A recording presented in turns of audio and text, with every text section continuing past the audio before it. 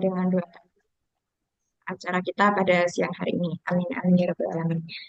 Untuk selanjutnya, Bapak Ibu, saya akan membacakan profil dari narasumber hebat kita, yaitu Ustadz Asmeldi. Akan saya bacakan, sebentar akan saya share screen terlebih dahulu.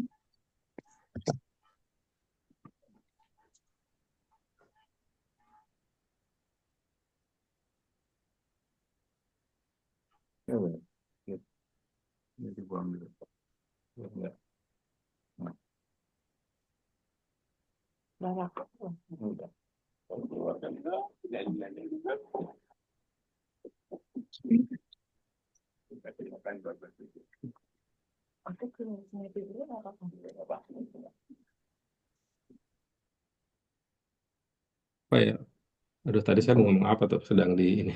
Sebentar. Oh ya, yang itu. Oh Baik, ya, Bapak kan Ibu, abangnya kan untuk berarti eh, kan nggak itu kan ada biaya yang 13 juta itu.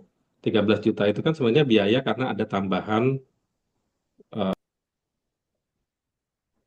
baik, Bapak Ibu, saya akan membacakan profil dari Ustadz Asmeldi. Nama lengkap beliau adalah Dr. M. Asmeldi Firman, MMAK CABKP. Kemudian tempat tanggal lahir beliau di Magelang 24 Mei.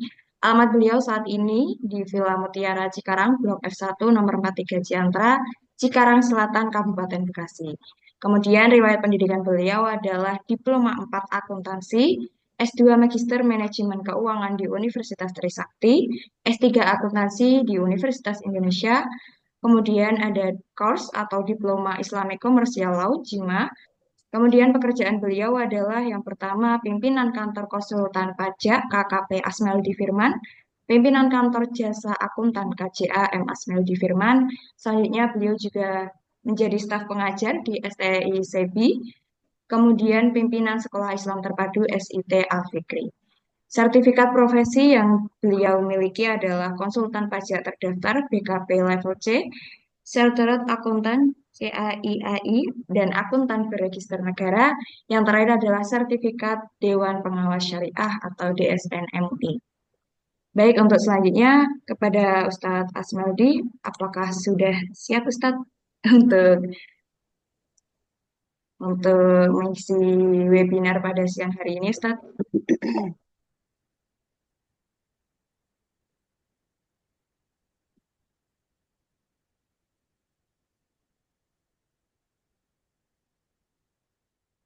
Baik, sepertinya beliau masih dalam acara ya Bapak Ibu ya. Masih tadi ada berkepentingan.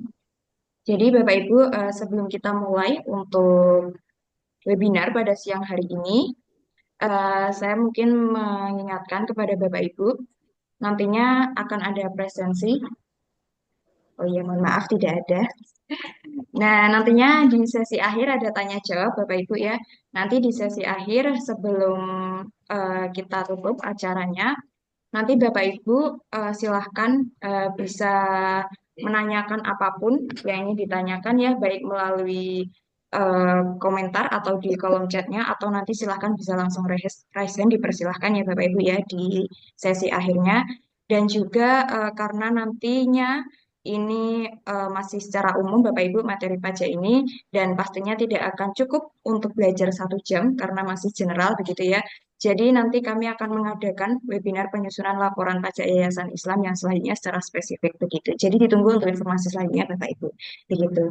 Nah, di tengah-tengah kita sudah hadir Ustadz Asmeldi dan sepertinya beliau sudah siap untuk mengisi materi pada siang hari ini. Bagaimana Ustadz? Sudah bisa Ya, dimulai? Ya, bisa. baik. Kepada beliau Ustadz Asmeldi Firman kami persilahkan. Persilahkan Ustadz. Baik ya, terima kasih. Eh, Assalamualaikum warahmatullahi wabarakatuh. Waalaikumsalam Terima warahmatullahi kasih. Terima kasih saya sampaikan kepada Wakaf Mulia, Mbak Admin juga teman-teman sekalian ya. Salam kenal dengan Bapak Ibu sekalian peserta webinar keuangan, khususnya kita akan berdiskusi pada pagi hari ini yang berkaitan dengan aspek pajak di yayasan, ya. Dan tidak lupa saya ucapkan selamat berpuasa ya. Mudah-mudahan lancar puasa kita dan barokah. Insya Allah. Amin. Baik, Bapak Ibu sekalian, terkait dengan perpajakan di yayasan ini ya, barangkali selama ini ada semacam persepsi gitu ya, persepsi di kalangan kita, misalnya yang mengelola yayasan ya atau aktivis-aktivis Bapak Ibu yang aktif di bidang sosial gitu ya. Ya. Eh, Yayasan ya sebagai naungan badan hukum ini kan non profit ya, non profit, non laba. eh, Nah, sehingga sementara pajak itu dia adalah dikenakan ya khususnya atas penghasilan atau atas laba ya secara umum ya.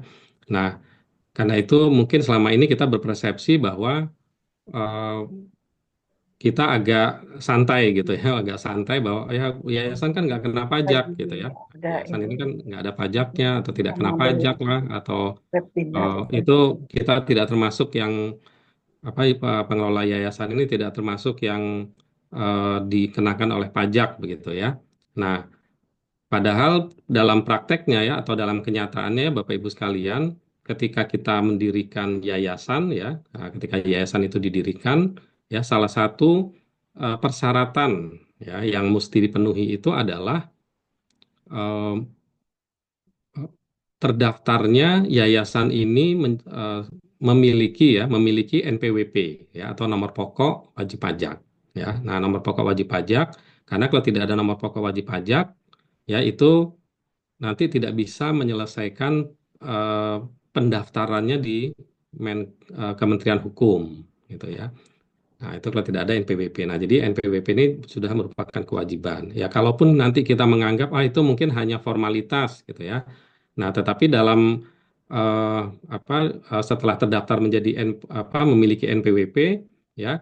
Nah, ini pasti akan secara rutin ya itu akan mendapatkan surat atau himbauan ya dari kantor pajak yaitu tentang mengingatkan ya itu biasanya setahun sekali atau dua kali atau menjelang SPT tahunan ya atau pelaporan tahunan itu biasanya kita akan diingatkan ya oleh kantor pajak tentang kewajiban untuk melakukan pelaporan ya. Nah, artinya oh ya yayasan antara kena pajak sama pelaporan. Nah, ini juga harus kita bedakan, Bapak Ibu, gitu ya. Jadi bisa jadi nanti, oh ya yayasan eh, eh, kena pajak nggak, gitu ya. Nah, nanti kita lihat di materi undang-undangnya. Tapi begitu yayasan ini sudah terdaftar sebagai NPWP, maka otomatis di dalamnya atau otomatis dia akan melekat dengan kewajiban-kewajiban perpajakan yang ada. Nah, yang kedua nanti ada pajak yang dibayar atau tidak. Nah, nanti baru kita melihat lagi kepada materi-materi di dalam undang-undang perpajakan. Nah, jadi Bapak Ibu sekalian, dalam waktu yang singkat pada pagi hari ini kita akan coba sedikit membedah tentang apa saja sih kewajiban-kewajiban perpajakan di yayasan dan juga benar nggak sih yayasan nggak bayar pajak gitu ya. Nah, izin saya menyampaikan eh, slide materi ya.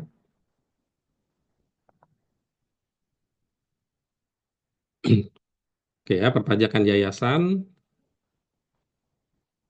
Nah, yang pertama saya ingin sampaikan dulu kesamaan pemahaman kita tentang yayasan ya. Nah, yayasan atau nanti ini sebenarnya juga Bapak Ibu juga aplikatif untuk nanti yang terkait dengan perpajakannya ya, aplikatif juga dengan bentuk badan hukum lain yang sifatnya non profit ya. Jadi yayasan kan non profit ya. Nah, ada bentuk badan hukum lain yang non profit ya, misalnya perkumpulan, lembaga ya. Nah, berbeda dengan seperti misalnya badan hukum seperti PT ya, perseroan terbatas, koperasi, ya CV.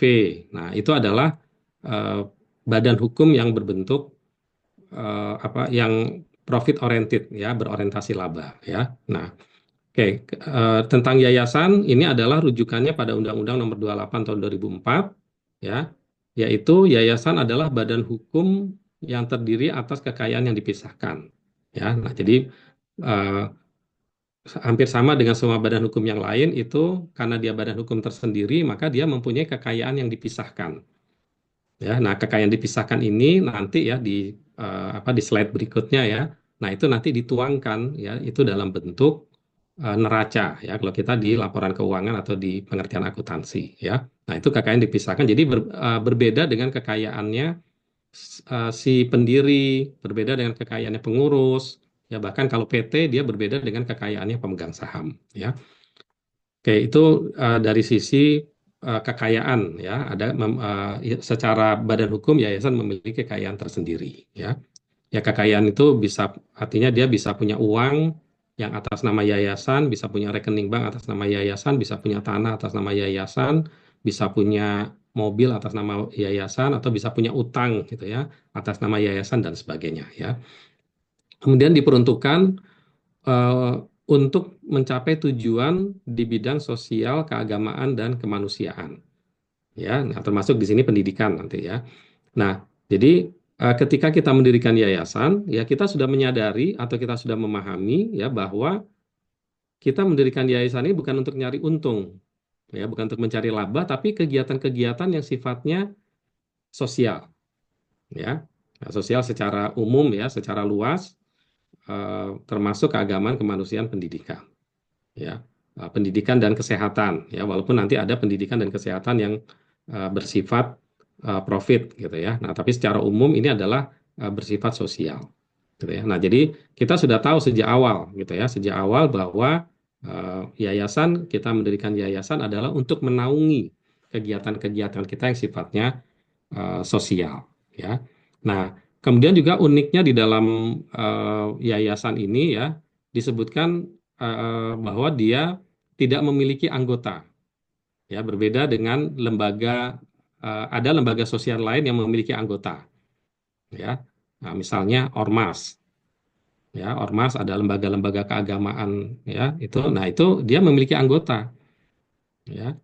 Ada anggotanya terdaftar anggotanya tapi kalau yayasan ini tidak ya dia tidak ada anggota oh ini anggota yayasan nggak ada yang ada adalah nanti pengurus dan sebagainya ya. Nah, kemudian juga terkait dengan kekayaan ini ya kekayaan yang dipisahkan ini maka antara pendiri dengan yayasannya ya yayasan yang didirikannya ini sudah tidak ada hubungan lagi gitu ya sudah tidak ada hubungan lagi ya. Maksudnya hubungan itu begini kalau Bapak Ibu mendirikan PT yang berorientasi laba gitu ya ketika kita mendirikan maka kita menyetorkan saham ya. Nah, maka di situ kita ada hubungan kepemilikan ya. Kita punya saham di situ berapa persen? Apakah apa seluruhnya misalnya atau eh, misalnya 50%, 60% gitu ya. Nah, ya atau kalau seluruhnya mungkin nggak bisa ya karena menurut undang-undang itu harus dua pemegang saham. Nah, jadi itu ada hubungan kepemilikan ya. Tetapi untuk yayasan atau lembaga-lembaga non-profit lain tadi ya seperti ormas, seperti perkumpulan ya. Nah, itu meskipun ada kewajiban bagi pendiri untuk menyetorkan dana kepada yayasan, namun dana itu nanti sifatnya adalah hibah ya, dana itu hibah sehingga tidak ada lagi hubungan kepemilikan antara pendiri atau nanti jadi pengurus itu dengan yayasan hubungan kepemilikan ya, itu tidak ada. Nah, yang mungkin masih ada adalah hubungan eh, penguasaan. Ya, penguasaan itu dalam arti misalnya penguasaan dia karena apa? Karena dia sebagai pengurus. Ya, kalau dia tidak mendirikan kemudian dia eh, langsung oh ya silakan saya sudah membantu untuk mendirikan terus dia pergi dan tidak ada namanya tercantum di akte sebagai entah sebagai pembina, pengurus atau pengawas ya nggak apa-apa gitu ya. Nah, tapi kalau misalnya artinya di situ eh, artinya dia sudah tidak ada hubungan. Kalaupun masih ada, gitu ya, misalnya ada tadi, oh biasanya pendiri nanti menjadi pendirinya ini nanti umumnya gitu ya, itu nanti dia menjadi pembina. Nah, pembina dia hanya penguasaan saja, tidak ada kepemilikan. Ya, karena nanti yayasan yang non profit ini adalah kepemilikannya publik, gitu ya, ya kepemilikannya publik. Nah, kemudian hal-hal lain ya nanti ada organ di yayasan itu ada pembina, pengurus, pengawas. Ya, kemudian juga hal-hal yang penting ya, dia boleh mendirikan badan usaha. Nah, itu kalau mendirikan badan usaha, maka boleh yayasan ini sebagai pemegang saham dari sebuah PT yang didirikan. Ya, nah ini di sini saya jelaskan nanti bisa dibaca. Nah, bisa eh, sebagai pemegang saham sebuah perseroan terbatas itu boleh. Ya. Nah, tapi ada persyaratannya yaitu saham yang disetorkannya itu tidak boleh melebihi atau paling banyak adalah 25% dari nilai kekayaan yayasan. Jadi kalau misalnya kekayaan yayasan itu adalah 1 miliar, maka kalau dia mau mendirikan PT, maksimal saham yang disetor itu hanya 250 juta.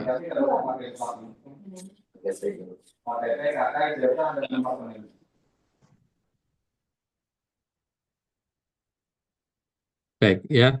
Nah, kemudian eh, ketika dia mendirikan PT ini mendirikan yayasan, maka yayasan ini mendirikan PT, maaf terbalik.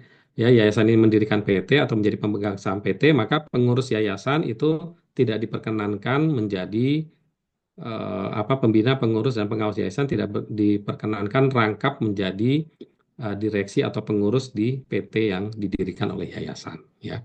Jadi dia nanti harus milih mau jadi direksinya PT atau komisaris atau menjadi tetap bertahan sebagai pengurus yayasan, ya. Baik, kemudian hal penting lainnya di yayasan ini adalah eh, kekayaan yayasan berupa uang atau barang itu tidak boleh dialihkan atau dibagikan secara langsung maupun tidak langsung, ya.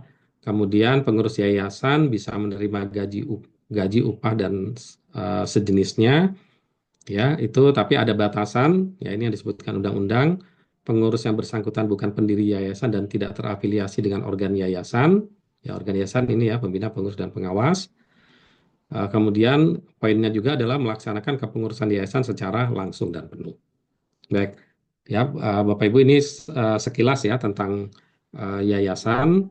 Ya, kemudian kita masuk ke pajak. Ya, nah, perpajakan ya di yayasan ini, ya, eh, jadi meskipun dia non profit, ya, dan bertujuan untuk kegiatan sosial pendidikan dan amal lainnya, yayasan ini adalah tetap sebagai subjek pajak. Nah, ini adalah pengertian yang di dalam perundang-undangan, ya. Subjek pajak artinya pihak yang melakukan kewajiban perpajakan. Ya, di sini nanti ada eh, pajak penghasilan yang berkaitan dengan pajak penghasilan dan pajak pertambahan nilai atau PPN. Ya, jadi dia tetap subjek pajak. Ya.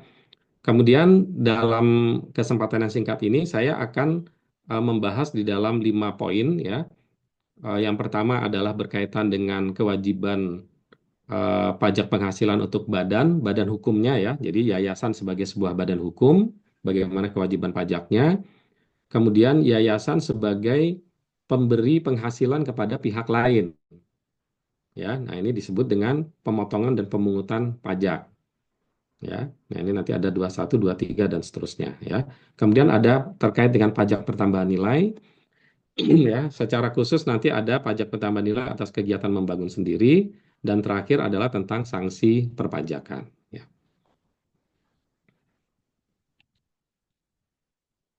Oke. Nah, yang pertama terkait dengan pajak penghasilan badan, ya, badan ini berarti badan hukum sebagai sebuah yayasan, ya. Nah, kewajiban yang pertama ini adalah menyelenggarakan pembukuan, ya, menjelaskan pembukuan, ya. Pembukuan yang dimaksud apa, ya? Meskipun nanti di undang-undang ini ada definisinya sendiri, tapi kira-kira pembukuan itu sama dengan pembukuan sebagaimana Bapak Ibu membuat laporan keuangan secara akuntansi, ya. Nah, itu yang dimaksud dengan pembukuan, ya. Jadi ada neraca dan laporan laba rugi, ya, minimal ini, ya. Kalau di standar akuntansi kan ada 5 jenis laporan, tapi nanti menurut pajak itu minimal dua ini, ya, neraca dan laporan laba rugi. Neraca ada aset, liabilitas, ekuitas pada akhir periode. Kemudian laporan laba rugi nanti ada penghasilan bruto atau pendapatan, ya, kalau di dalam bahasa PSAK atau akuntansi.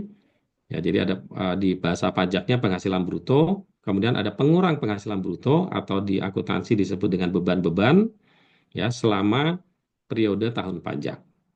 Ya, jadi minimal ada neraca dan laporan laba rugi dan ikut akuntansi. Ya.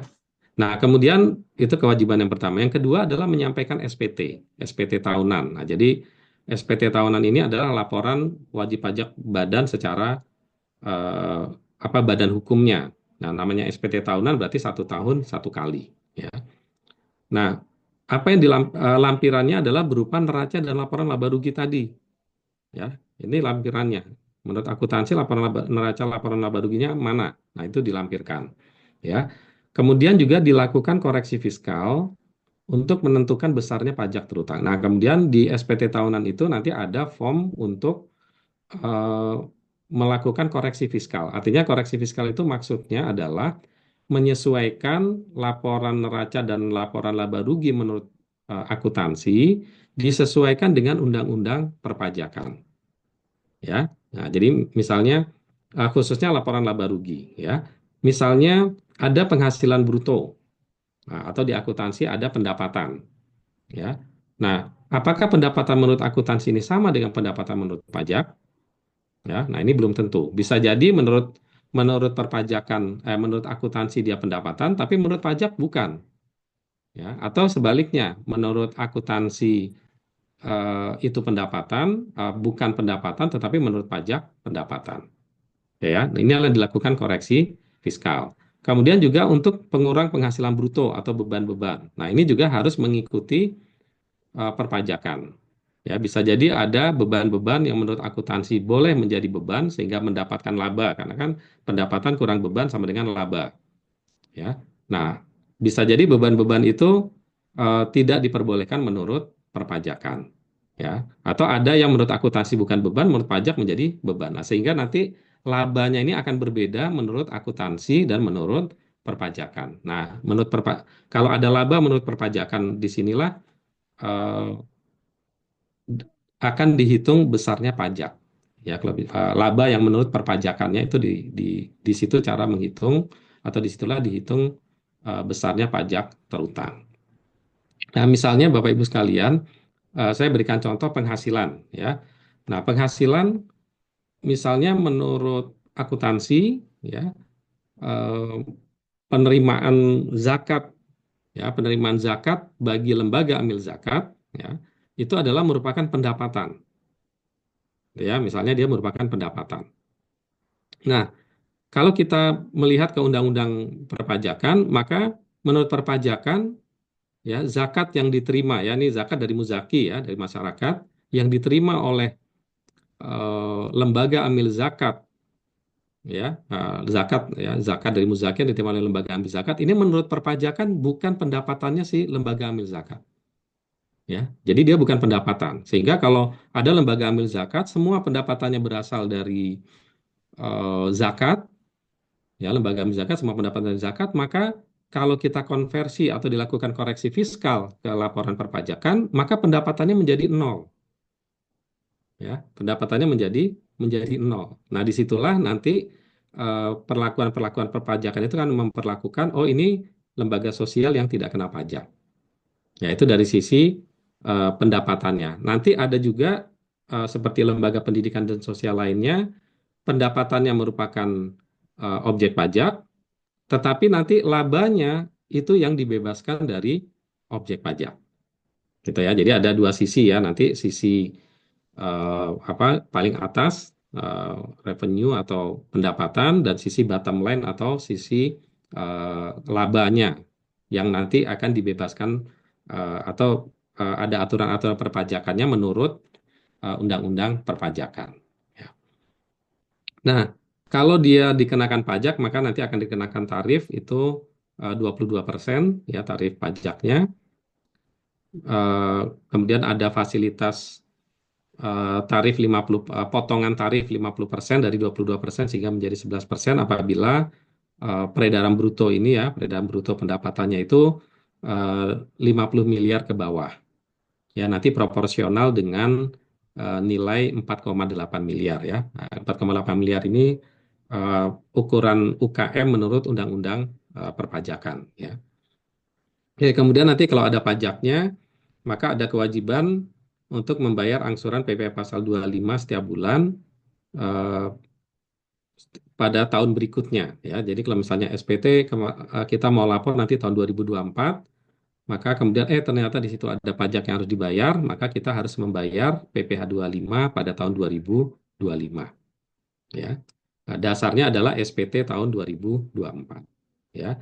Nah, eh, apa asumsinya apa yang dipergunakan oleh Undang-Undang Perpajakan, yaitu kalau tahun 2000 misalnya ya tahun 2024 itu ada pajak yang harus dibayar, maka asumsinya pada tahun 2025 juga akan ada pajak yang akan dibayar dengan jumlah yang sama gitu ya. Nah, ini dasar pemikiran dari PPh pasal 25. Nah, kemudian dilakukan pembayarannya secara angsuran, artinya setiap bulan. Kalau dia misalnya, oh pajaknya tahun 2024 bayar 1.200.000 ya 1 tahun tuh kewajiban pajak 1 tahun. Maka tahun 2025 diangsur supaya apa? Supaya tidak memberatkan.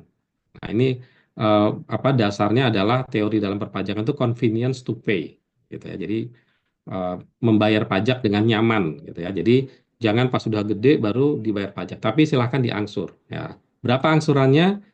Kewajiban pajak tahun sebelumnya itu dibagi 12 ya, secara umum perhitungannya begitu ya, dibagi dengan 12. Jadi kalau 1.200.000 kewajiban pajak tahun 2024, maka tahun 2025 setiap bulan dia setor 100.000 bagi 12.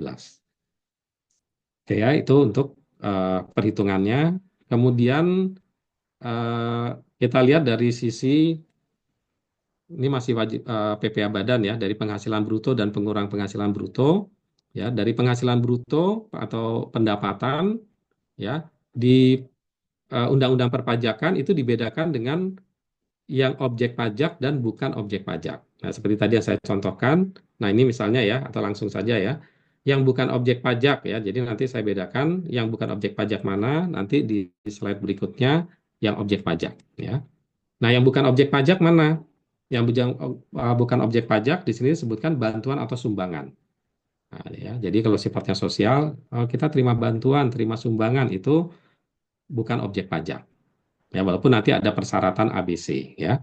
Nah, di sini disebutkan termasuk zakat, infak, dan sedekah yang diterima oleh Badan Amil Zakat atau lembaga amil zakat ya, Basnas atau LAS ya, yang dibentuk dan atau disahkan oleh pemerintah ya, atau sumbangan keagamaan selain Islam ya, yang selain Islam ya, yang diakui pemerintah ya. Nah, jadi ini artinya eh, bantuan atau sumbangan, nah, termasuk di dalamnya zakat, infak, sedekah ya. Jadi las kalau dia pendapatannya itu berasal dari zakat, infak, sedekah dari muzaki, ya berarti dia bukan objek pajak ya. Maka nanti otomatis laporan laba ruginya labanya nol ya, karena kalau pendapatannya bukan maka biayanya atau beban-bebannya juga bukan ya, otomatis dikoreksi ya, karena harus berkaitan ya, beban itu harus berkaitan dengan pendapatannya ya. Jadi harus di apa ya, harus dirunut ya, agar ada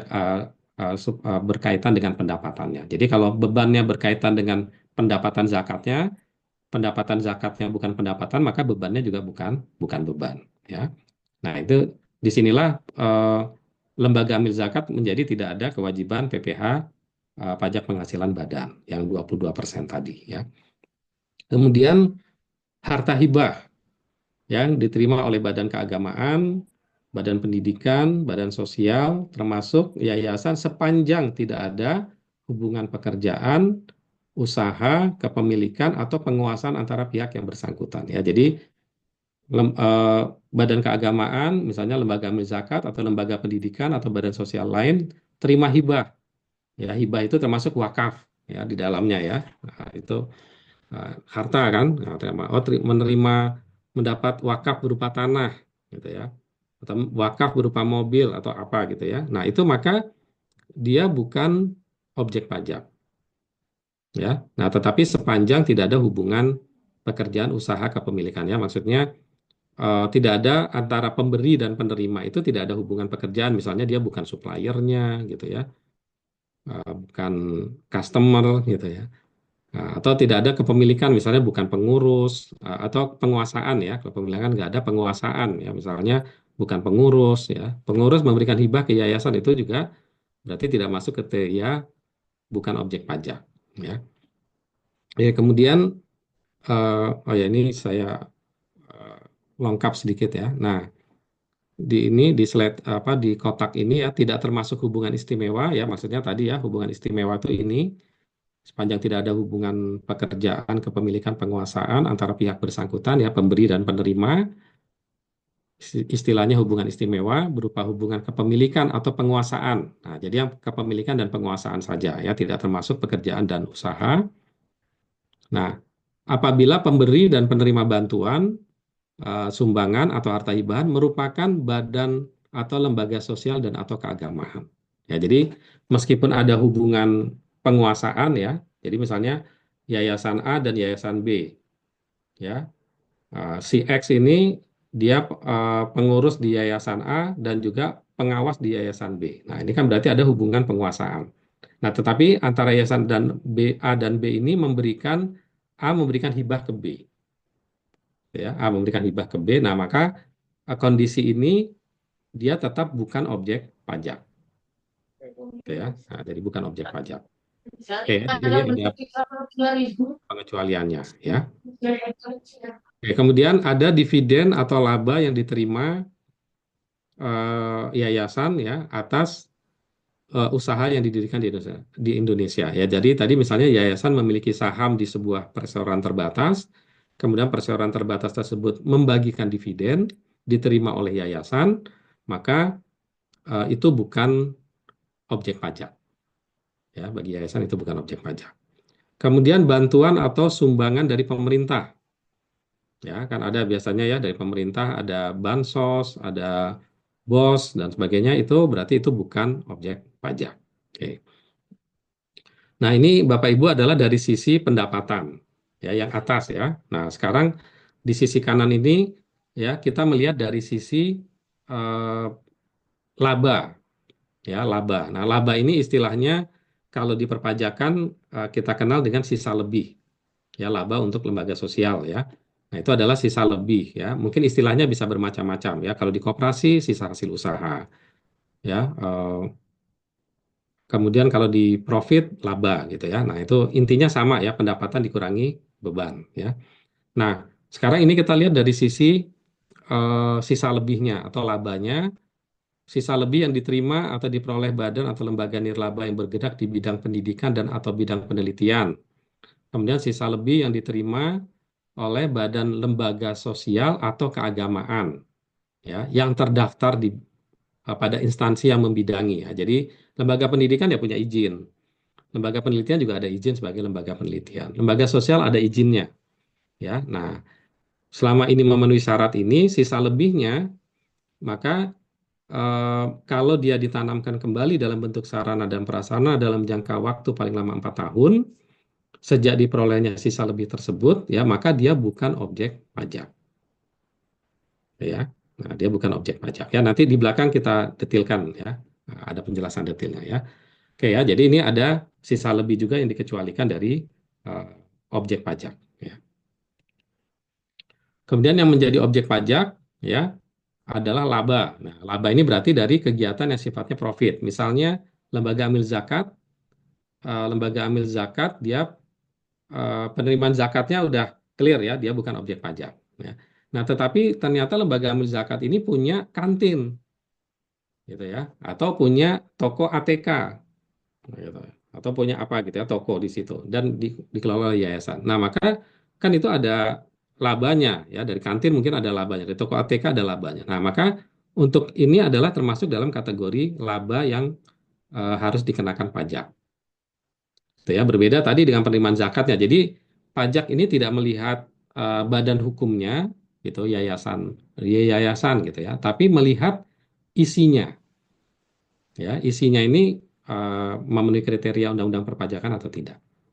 Ya, nah, nanti kita akan melihat ke arah sana ya. Kemudian ada penghasilan yang diterima dari usaha, pekerjaan, kegiatan atau jasa ya. Jadi ada penghasilan misalnya diterima dari jasa lah gitu ya. Misalnya ini karena lembaga pendidikan sudah punya brand, maka kemudian ada yang apa franchise gitu ya. Nah, ada yang franchise, maka kemudian dia bayar jasa. Atau misalnya dia melakukan pendampingan kepada lembaga pendidikan yang baru berdiri, kemudian lembaga pendidikan yang baru berdiri itu memberikan jasa. Nah, jasa itu termasuk objek pajak. Ya, berbeda dengan lembaga pendidikannya nanti atau lembaga zakatnya ya. Tadi misalnya lembaga zakat, las yang sudah mapan terkenal misalnya brand-brand gitu ya, punya brand. Nah, kemudian ada yang pinjem apa eh, apa meminta untuk dibimbing dan sebagainya, kemudian membayarkan jasa itu termasuk objek objek pajak atau royalti ya, seperti ini ya. Misalnya ada royalti atau menggunakan hak, maka itu dia menjadi objek pajak ya. Kemudian sewa imbalan sehubungan dengan penggunaan harta ya. Penggunaan harta itu seperti ya sewa gedung gitu ya, sewa mobil gitu ya. Nah, itu adalah misalnya punya space, punya gedung, punya space yang masih kosong disewakan kepada pihak ketiga. Nah, maka pendapatan sewanya itu objek objek pajak. Kemudian keuntungan pengalihan harta yang sebelumnya sumbangan atau hibah. Nah, jadi kan misalnya yayasan menerima hibah bukan objek pajak, tapi kemudian eh, hibahnya ini atau barang hibahnya itu dijual, gitu ya. Nah, maka penjualannya ini menjadi objek objek pajak, gitu ya. Nah, kalau hanya barangnya tadi ditahan, dia bukan objek pajak, ya, bukan objek pajak, tapi ketika dijual dia menjadi objek objek pajak, ya.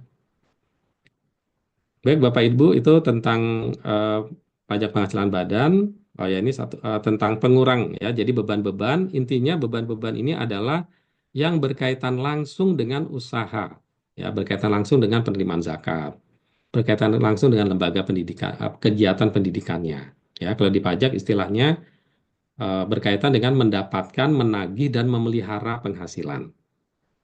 Ya, jadi mendapatkan, menagih, memelihara sehingga nanti di situ ada memelihara misalnya dengan promosi yang rutin apa. Nah, itu boleh ya. Kan biasanya ada medsos dia untuk memelihara apa namanya eh, customer care gitu ya untuk loyalitas loyalitas Muzaki misalnya aktif dengan medsosnya atau aktif dengan kegiatan-kegiatan yang sifatnya free misalnya, nah itu diperbolehkan ya. Oke, ini kemudian penyusutan amortisasi dan mungkin beasiswa ya. Nah, kemudian yang kedua adalah Bapak Ibu berkaitan dengan pemotongan dan pemungutan ya.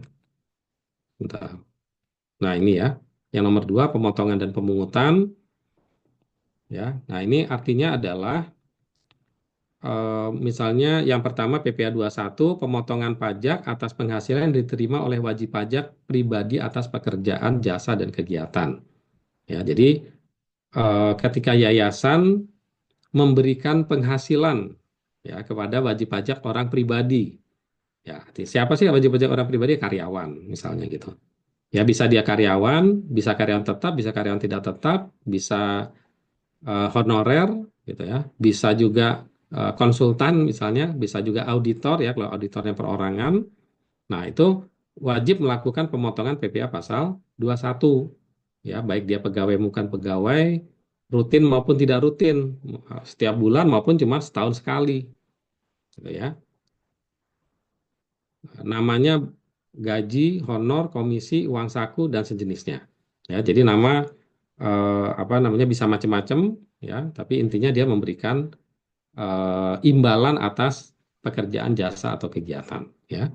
Nah, nanti untuk pegawai tetap ya, yang pegawai tetap ya nanti ada perhitungan PTKP, ada perhitungan eh, tarif progresif ya pasal 17 ya 5, 15, 25, 30, 35% pada bulan Desember, tapi nanti bulan Januari Novembernya menggunakan pedoman tarif efektif ya. Oke, ini PTKP. PTKP ini kaitannya dengan misalnya kita memberikan gaji gitu ya kepada karyawan. Nah, maka PTKP ini adalah penghasilan tidak kena pajak. Artinya batasan besarnya gaji atau penghasilan karyawan atau ya karyawan yang tidak dikenakan pajak. Nah, di sini sudah ada aturannya. Kalau dia pria atau wanita lajang itu kodenya TK0, PTKP-nya adalah 54 juta 1 tahun. Ya, atau per bulannya 4,5 juta. Nah, ini ya 15 tahun ya. Jadi ini hanya untuk diri wajib pajak orang pribadi. Kalau dia lajang, kalau dia misalnya menikah, maka ada tambahan 4,5 juta per tahun. Ya, jadi 58.500. Dia juga punya satu anak kandung, ya K1. Ya, PTKP-nya menjadi 54 juta tambah 4.500.000 tambah 4.500.000. Ini satu tanggungan. Ya, tapi dia boleh maksimal 3 tanggungan. Yang boleh menjadi tanggungan siapa? Keluarga saudara dan semenda. Ya, semenda itu karena hubungan perkawinan. Ya, satu garis keturunan lurus, berarti ke atas satu, berarti bapak atau ibu, ke bawah satu anak.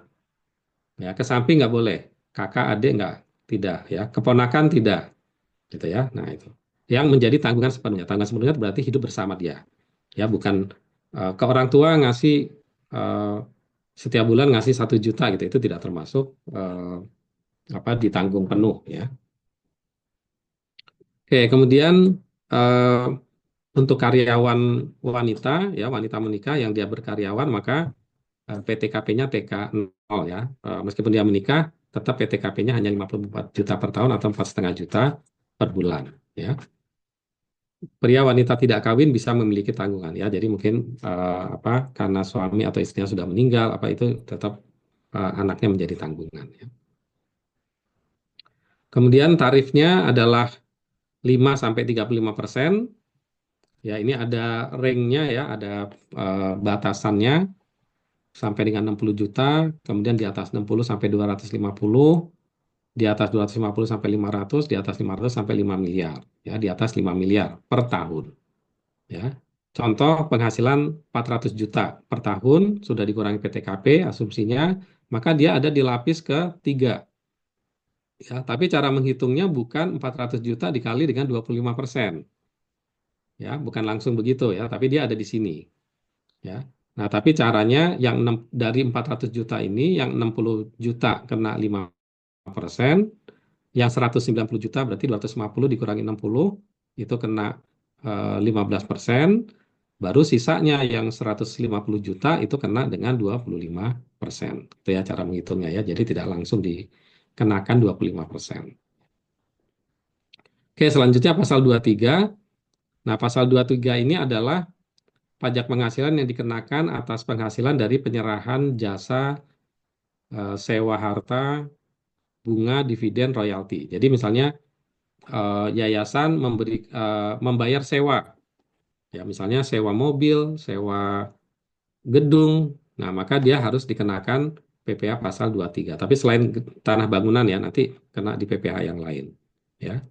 Nah, jadi ini sewa harta ya, misalnya sewa mobil, sewa yang lain ya, misalnya sewa tenda gitu ya, mau bikin acara gitu ya. Nah, itu seharusnya dikenakan pasal 23. Kemudian membayar bunga, bunga margin atau sejenisnya ya yang syariah ya, dividen royalti ya. Jadi misalnya ada pinjaman, misalnya kekurangan cash flow, pinjam uang dari pengurus atau pinjam uang dari pihak ketiga, bukan perbankan ya.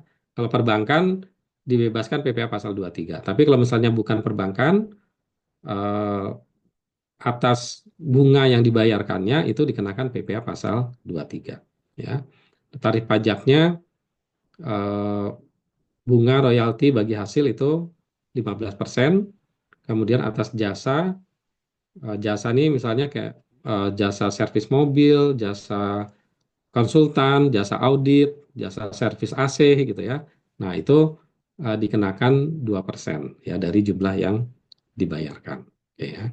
PPh pasal 23, kemudian PPh pasal 4 ayat 2 ya, ini dikenakan atas pajak penghasilan bersifat final ya. Artinya eh, dilaku, ketika dilakukan penghitungan pajak akhir tahun, eh, PPh ini tidak dihitung lagi ya, tidak dihitung ulang ya. Tapi kalau yang dikenakan PPh 23 itu nanti akan dihitung ulang ya, pendapatan sebagai pendapatan ya misalnya. Nah, eh, jadi ini kewajiban perpajakannya dianggap selesai setelah dilakukan pemotongan pajak ya. Nah, ini intinya sama, ini yang terkait ya sebenarnya agak banyak, tapi mungkin saya fokuskan kedua hal ini yang mungkin banyak terjadi di yayasan. Misalnya yang pertama sewa tanah dan bangunan. Ya, misalnya kita butuh kantor, kita sewa. Nah, itu namanya adalah sewa tanah dan bangunan. pasal 4 ayat 2. Ya, pajak penghasilan pasal 4 ayat 2 tarifnya adalah 10%. Oke ya. Jadi ini ya misalnya saya juga suka lihat tuh misalnya di mall gitu ya. Kemudian dia mungkin menyewa space kecil di dekat apa tuh di dekat keramaian. Nah, kalau itu sifatnya sewa, maka ketika bayar dia harus potong PPh pasal 4 ayat 2. Ya. Kemudian yang kedua jasa konstruksi. Ya, jadi misalnya kita udah punya tanah wakaf pengen bangun.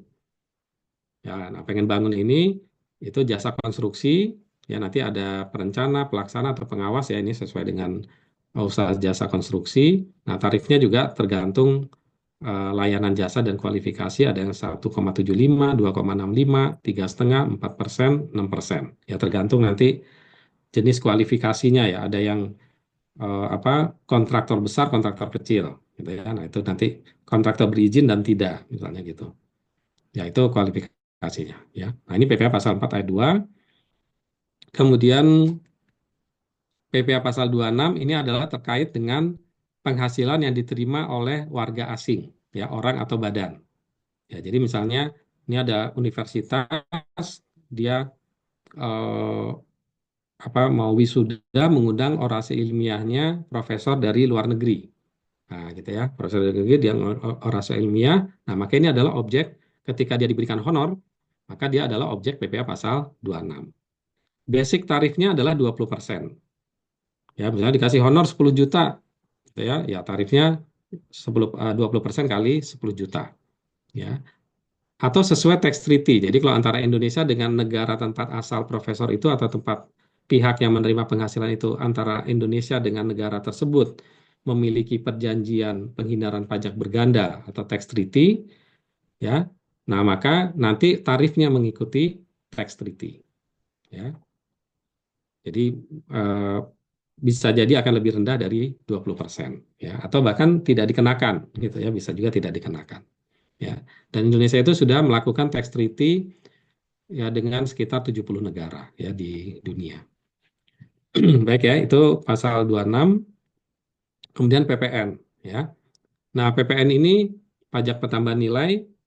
Pajak pertambahan nilai ini adalah transaksi eh, pertukaran barang dan jasa ya, Bapak Ibu ya. Nah, jadi berbeda dengan PPh ya. Kalau PPh itu tadi pajak penghasilan adalah pendapatan dikurangi beban-beban sama dengan laba. Nah, itu isunya ada di situ, yang PPh badan. Ya. Nah, tapi kalau PPN ini adalah pertukaran barang dan jasa. Jadi, misalnya pedagang ya apa saya membeli baju ya, baju koko ini dari pedagang. Nah, apakah jual beli ini terutang PPN? Maka atas jual beli ini akan terutang PPN gitu ya. Jadi atas transaksi pertukaran barang dan jasa. Jadi bisa barang, bisa juga jasa. Misalnya saya memberikan jasa konsultasi ya. Nah, maka atas harga konsultasinya itu, nah itu nanti bisa dikenakan PPN ya kalau memenuhi persyaratan. Ya. Nah, isunya terkait dengan yayasan ini adalah sejak 2021 atau undang-undang yang tahun 2021 atau 2022, tadinya eh, jasa-jasa seperti pelayanan sosial, pendidikan, kesehatan, keagamaan itu adalah bukan objek PPN. Nah, sehingga dulu tidak ada isu ini. Ya, nah tetapi sejak 2021 sejak atau 2022 ada isu PPN ya. Jadi jasa pelayanan sosial tidak mencari keuntungan, pendidikan formal dan non formal yang memiliki izin, kesehatan, pelayanan medis tertentu yang berada dalam program jaminan kesehatan nasional. eh, Nah, ini dia menjadi objek PPN, kemudian disebutkan menjadi objek pajak PPN ya dalam undang-undang terbaru itu. Kemudian tapi dibebaskan. Nah, gitu ya. Nah, kalau dulu bukan objek, nggak kena PPN. Kalau sekarang objek pajak, tetapi dibebaskan. Sama-sama nggak kena PPN, gitu ya. Sebenarnya sama-sama nggak kena PPN.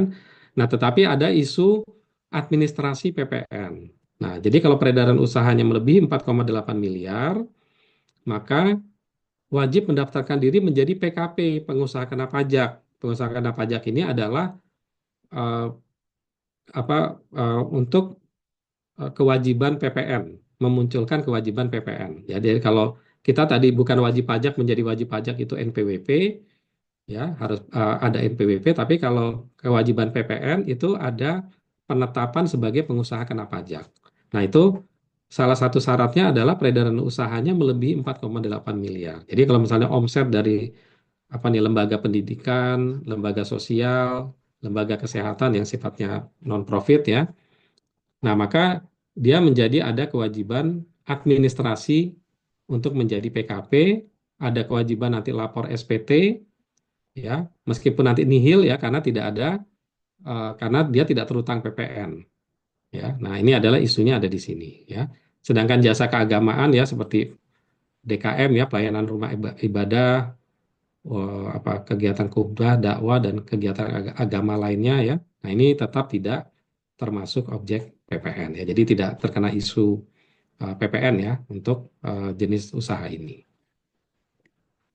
Baik ya, ini Bapak Ibu, kemudian terhadap pemotongan dan pemungutan ini nanti kewajiban pelaporan pembayaran dan pelaporannya adalah setiap bulan ya. Tapi kalau tahunan SPT tahunan ini, nah ini adalah kewajiban perpajakannya adalah 1 tahun sekali ya. Ya. Nah, kemudian yang selanjutnya kegiatan membangun sendiri, ini masih tentang PPN. Nah, kegiatan membangun sendiri ini artinya yayasan tidak pakai kontraktor. Ya, dia manggil tukang, beli material sendiri, kemudian dia, ini tukang, saya ingin bangun ya seperti ini.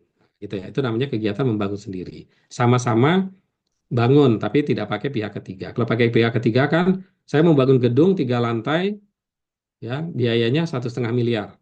Dah bayar ke kontraktor 1,5 miliar. Nah, biasanya kontraktor itu mengenakan PPN, gitu ya. Dia akan mengenakan PPN. Nah, sehingga di situ kalau pakai kontraktor tidak ada isu kegiatan membangun sendiri. Nah, tetapi karena dia tidak pakai kontraktor, gedung itu sendiri adalah objek PPN.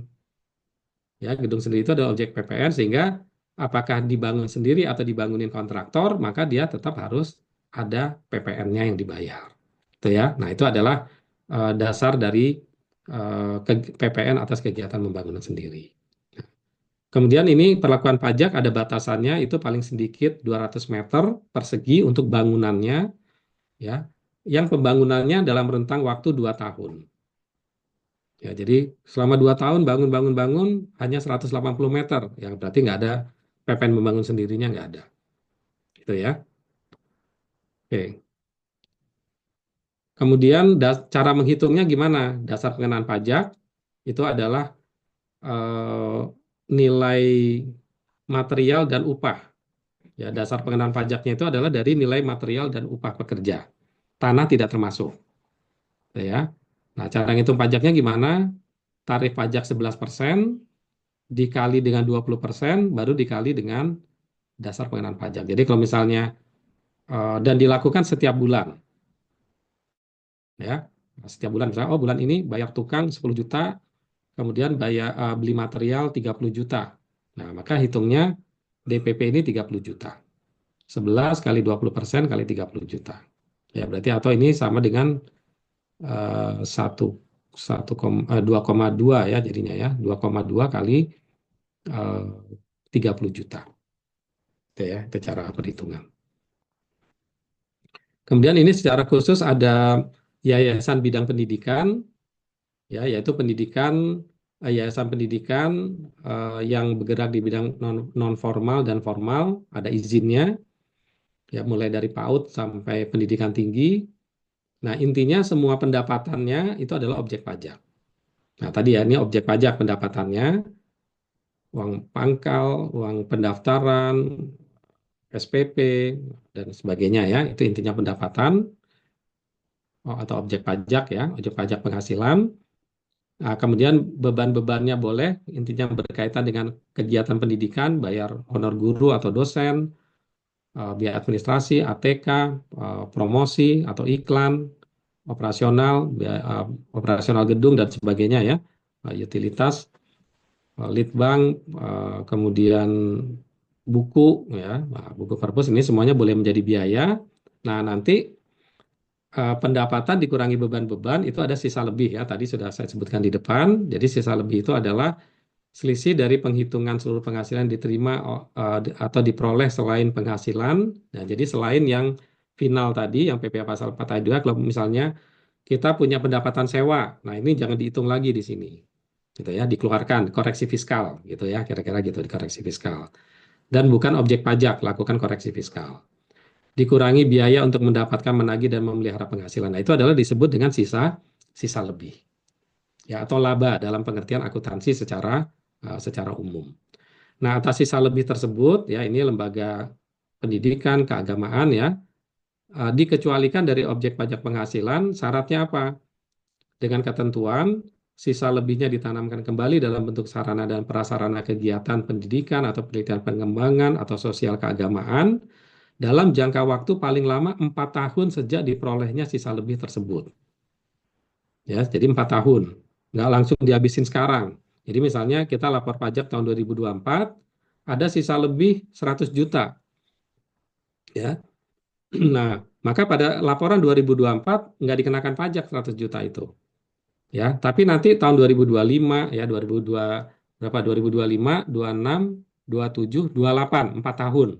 Nah, kita buat laporan tuh tahun 2025 kita belikan sarana apa? Tahun 2026 kita berikan apa? Ya, tahun 2028 habis nggak 100 juta ini? Gitu ya. Kalau misalnya nggak habis, maka poin yang terakhir. Jumlah sisa lebih yang tidak digunakan berarti tidak habis, ya. Misalnya eh, beli sarana 20 juta, 20 juta, 20 juta. Tahun masih ada sisa 20 juta, maka 20 jutanya diakui sebagai objek pajak penghasilan pada akhir tahun pajak setelah jangka waktu 4 tahun. Berarti tahun 2000 berapa, 25, 26, 27, 28. Tahun 2028 20 jutanya menjadi objek objek pajak, ya. Kemudian dia juga membuat rencana dan laporan penggunaan sisa lebih, ya, sebagai lampiran SPT, ya. Oke, kemudian pemanfaatannya untuk apa? Bisa untuk pembangunan gedung, untuk beli tanah, untuk peralatan kantor, ya, laboratorium, AC, asrama mahasiswa, perumahan dosen atau guru, ya, selama masih dalam lingkungan lembaga pendidikannya, ya. Kemudian secara akuntansi nanti gedung atau bangunan yang dibeli dari sisa lebih itu boleh disusutkan, tetapi menurut perpajakan nanti harus dikoreksi fiskal, ya, tidak boleh disusutkan. Oke, kemudian pemanfaatan sisa lebih ini juga ada alokasi bentuk dana abadi, ya, ada syaratnya, akreditasinya tertinggi kalau lembaga pendidikan, mendapat izin dari lembaga pendidikan dan mendapatkan atau persetujuan, ya, persetujuan pimpinan lembaga dan pimpinan pejabat instansi pemerintah terkait. Ya, mungkin di sini tidak disebutkan secara definitif, ya, tapi misalnya lembaga pendidikan menengah berarti dinas pendidikan, lembaga pendidikan dikti berarti pendidikan tinggi, ya, berarti uh, apa Kementerian Dikti, ya, pokoknya lembaga yang memberi izin siapa, gitu ya. Nah, itu kira-kira uh, dan harus ada peraturan terkait dengan dana dana abadi. Baik, ya, itu pemanfaatannya untuk apa saja. Kemudian sanksi yang terakhir tentang sanksi. Nah, sanksi di dalam perpajakan ini ada sanksi denda, ada sanksi bunga, ada sanksi kenaikan, dan ada sanksi pidana, ya. Nah, sanksi denda ini terkait dengan keterlambatan lapor SPT. Jadi SPT ada masa atau bulanan, ada tahunan. Ya, tadi kalau yang pemotongan pemungutan 21, 23 itu bulanan, ya. Nah, ini SPT masa 100.000, SPT PPN masa, ya, 500.000, ini berarti per bulan, ya, kalau terlambat. Kemudian SPT tahun, oke, orang pribadi, ya, 100.000. Kemudian SPT tahunan badan 1 juta kalau terlambat, ya. Kemudian ada sanksi bunga. Sanksi bunga ini adalah terkait dengan terlambat bayar. Jadi harusnya jatuh tempo tanggal 15, bayarnya tanggal 16, berarti kena denda, ya. Nah, kena sanksi bunga, ya, di sini istilahnya, ya. Nah, tapi nanti ini ada maksimal di 24 bulan. Jadi misalnya udah lama banget 2 tahun yang lalu, ya. Ya udah maksimal 2 tahun, ya. Oke, ya, ini terlambat karena ada pembetulan, oke, ya, ini ada kegiatan-kegiatan di apa pemeriksaan atau dari SP2DK dan sebagainya, ya. Kemudian ada sanksi kenaikan, ya, misalnya ini ada kesalahan informasi yang disampaikan wajib pajak, kemudian nilai pajaknya menjadi harus meningkat, ya. Tapi itu biasanya ini melalui pemeriksaan ya. Kemudian juga ada sanksi pidana apabila menimbulkan kerugian pendapatan negara ya. Biasanya antara tapi perpajak ini biasanya lebih administratif ya, karena semangatnya adalah penerimaan negara ya, bukan seperti pidana yang menghukum orang yang bersalah gitu ya. Nah, tetapi ini lebih kepada biasanya kalau dalam definisinya itu ketidaksengajaan itu kena sanksi-sanksi ini, kesengajaan itu biasanya pidana. Atau tapi dalam pidana pun sebenarnya bisa dikonversi menjadi kalau dalam proses ya, misalnya karena semangatnya penerimaan. Jadi, oh dia terbukti melakukan atau ada arah melakukan kesalahan, kemudian ya udah deh saya bayar denda aja, gitu ya. Misalnya gitu kata orang yang apa wajib pajaknya, gitu ya. Udah wajib pajaknya bayar denda aja. Nah itu eh, juga bisa menjadi pengganti sebelum dikenakan sanksi pidana, ya. Oke, itu saya kira Bapak Ibu sekalian eh, yang bisa saya sampaikan. Ya, kurang lebihnya mohon maaf. Assalamualaikum warahmatullahi wabarakatuh. Waalaikumsalam warahmatullahi wabarakatuh. Terima kasih Ustadz Asmeldi atas materi yang telah diberikan pada siang hari ini. Untuk selanjutnya, Bapak Ibu dipersilahkan jika ada pertanyaan, bisa raise hand atau diketik saja di kolom chat juga tidak apa Bapak Ibu. Ustadz, ini sudah ada satu pertanyaan melalui kolom chat dari Bapak Edward Runtungan. Pertanyaannya, apakah laporan L atau R yayasan sama konsepnya dengan perusahaan komersial atau ada standar akuntansi khusus untuk yayasan atau lembaga non-profit, Ustaz? Sudah silahkan. Oke, ya baik. Terima kasih Pak Edward ya. Ya, jadi kalau secara standar akuntansi, ya, standar akuntansi itu eh, sebenarnya secara umum sebenarnya sama, ya, secara umum sama. Rujukannya adalah PSAK nomor 1 atau sekarang 201 ya, PSAK itu tentang penyajian laporan keuangan. Nah, itu seluruhnya sama karena intinya itu ada pendapatan, ada beban-beban. Gitu ya, ada pendapatan, ada beban-beban. Kemudian sisanya itu tadi, apakah namanya laba, namanya sisa lebih, namanya sisa hasil usaha. Nah, konsepnya itu sama, ya. Nah, tetapi eh, oleh IAI ya, Ikatan Akuntan Indonesia itu khusus untuk laporan lembaga non-profit atau non-laba ya istilahnya, untuk laporan lembaga non-laba. Nah, itu karena ada istilah-istilah yang berbeda, maka dia membuat pedoman khusus. Nah, pedoman khusus itu eh, apa namanya ya? Pedoman khusus tapi tidak keluar dari PSAK nomor 1 itu ya, nomor 1 atau 201 itu, tapi itu adalah disebutnya dengan ISAK ya. ISAK itu Interpretasi Standar Akuntansi Keuangan nomor 35. Ya, jadi ISAK nomor 35 itu adalah sebagai penjabaran dari PSAK nomor 201 tadi khusus untuk pedoman penyusunan laporan keuangan lembaga non-laba. Gitu ya. Jadi nanti Bapak bisa lihat juga di ISAK 35 itu. Begitu Pak. Ya. Nah ini mungkin Baik. biasanya sebagai tambahan sedikit, biasanya kalau di ISAK 35 itu eh, laba ya, kalau di laporan apa di apa komersial kan laba atau rugi ya. Tapi kalau di eh, apa di ISAK 35 itu eh, coba nanti dicek juga yaitu sebutannya surplus atau defisit gitu ya. Tapi intinya itu sama gitu ya. Maksudnya eh, penerimaan dikurangi pengeluaran atau pendapatan dikurangi beban gitu ya. Terima kasih. Baik, terima kasih Ustadz atas jawaban yang telah diberikan. Selanjutnya ada dari Bapak Ahmad Rifai. Ini ada dua pertanyaan Ustadz. Yang pertama, cara mengisi SPT tahunan itu seperti apa? Mungkin bisa minta tolong dijelaskan secara singkat aja begitu ya Ustadz ya sekilas. Kemudian yang kedua, di lembaga pendidikan, aset itu ikut laporan aset yayasan atau laporan pajak sekolah karena NPWP-nya beda atau dipisah begitu Ustadz. Silahkan Ustadz. Oke, Pak Ahmad Rifai, terima kasih.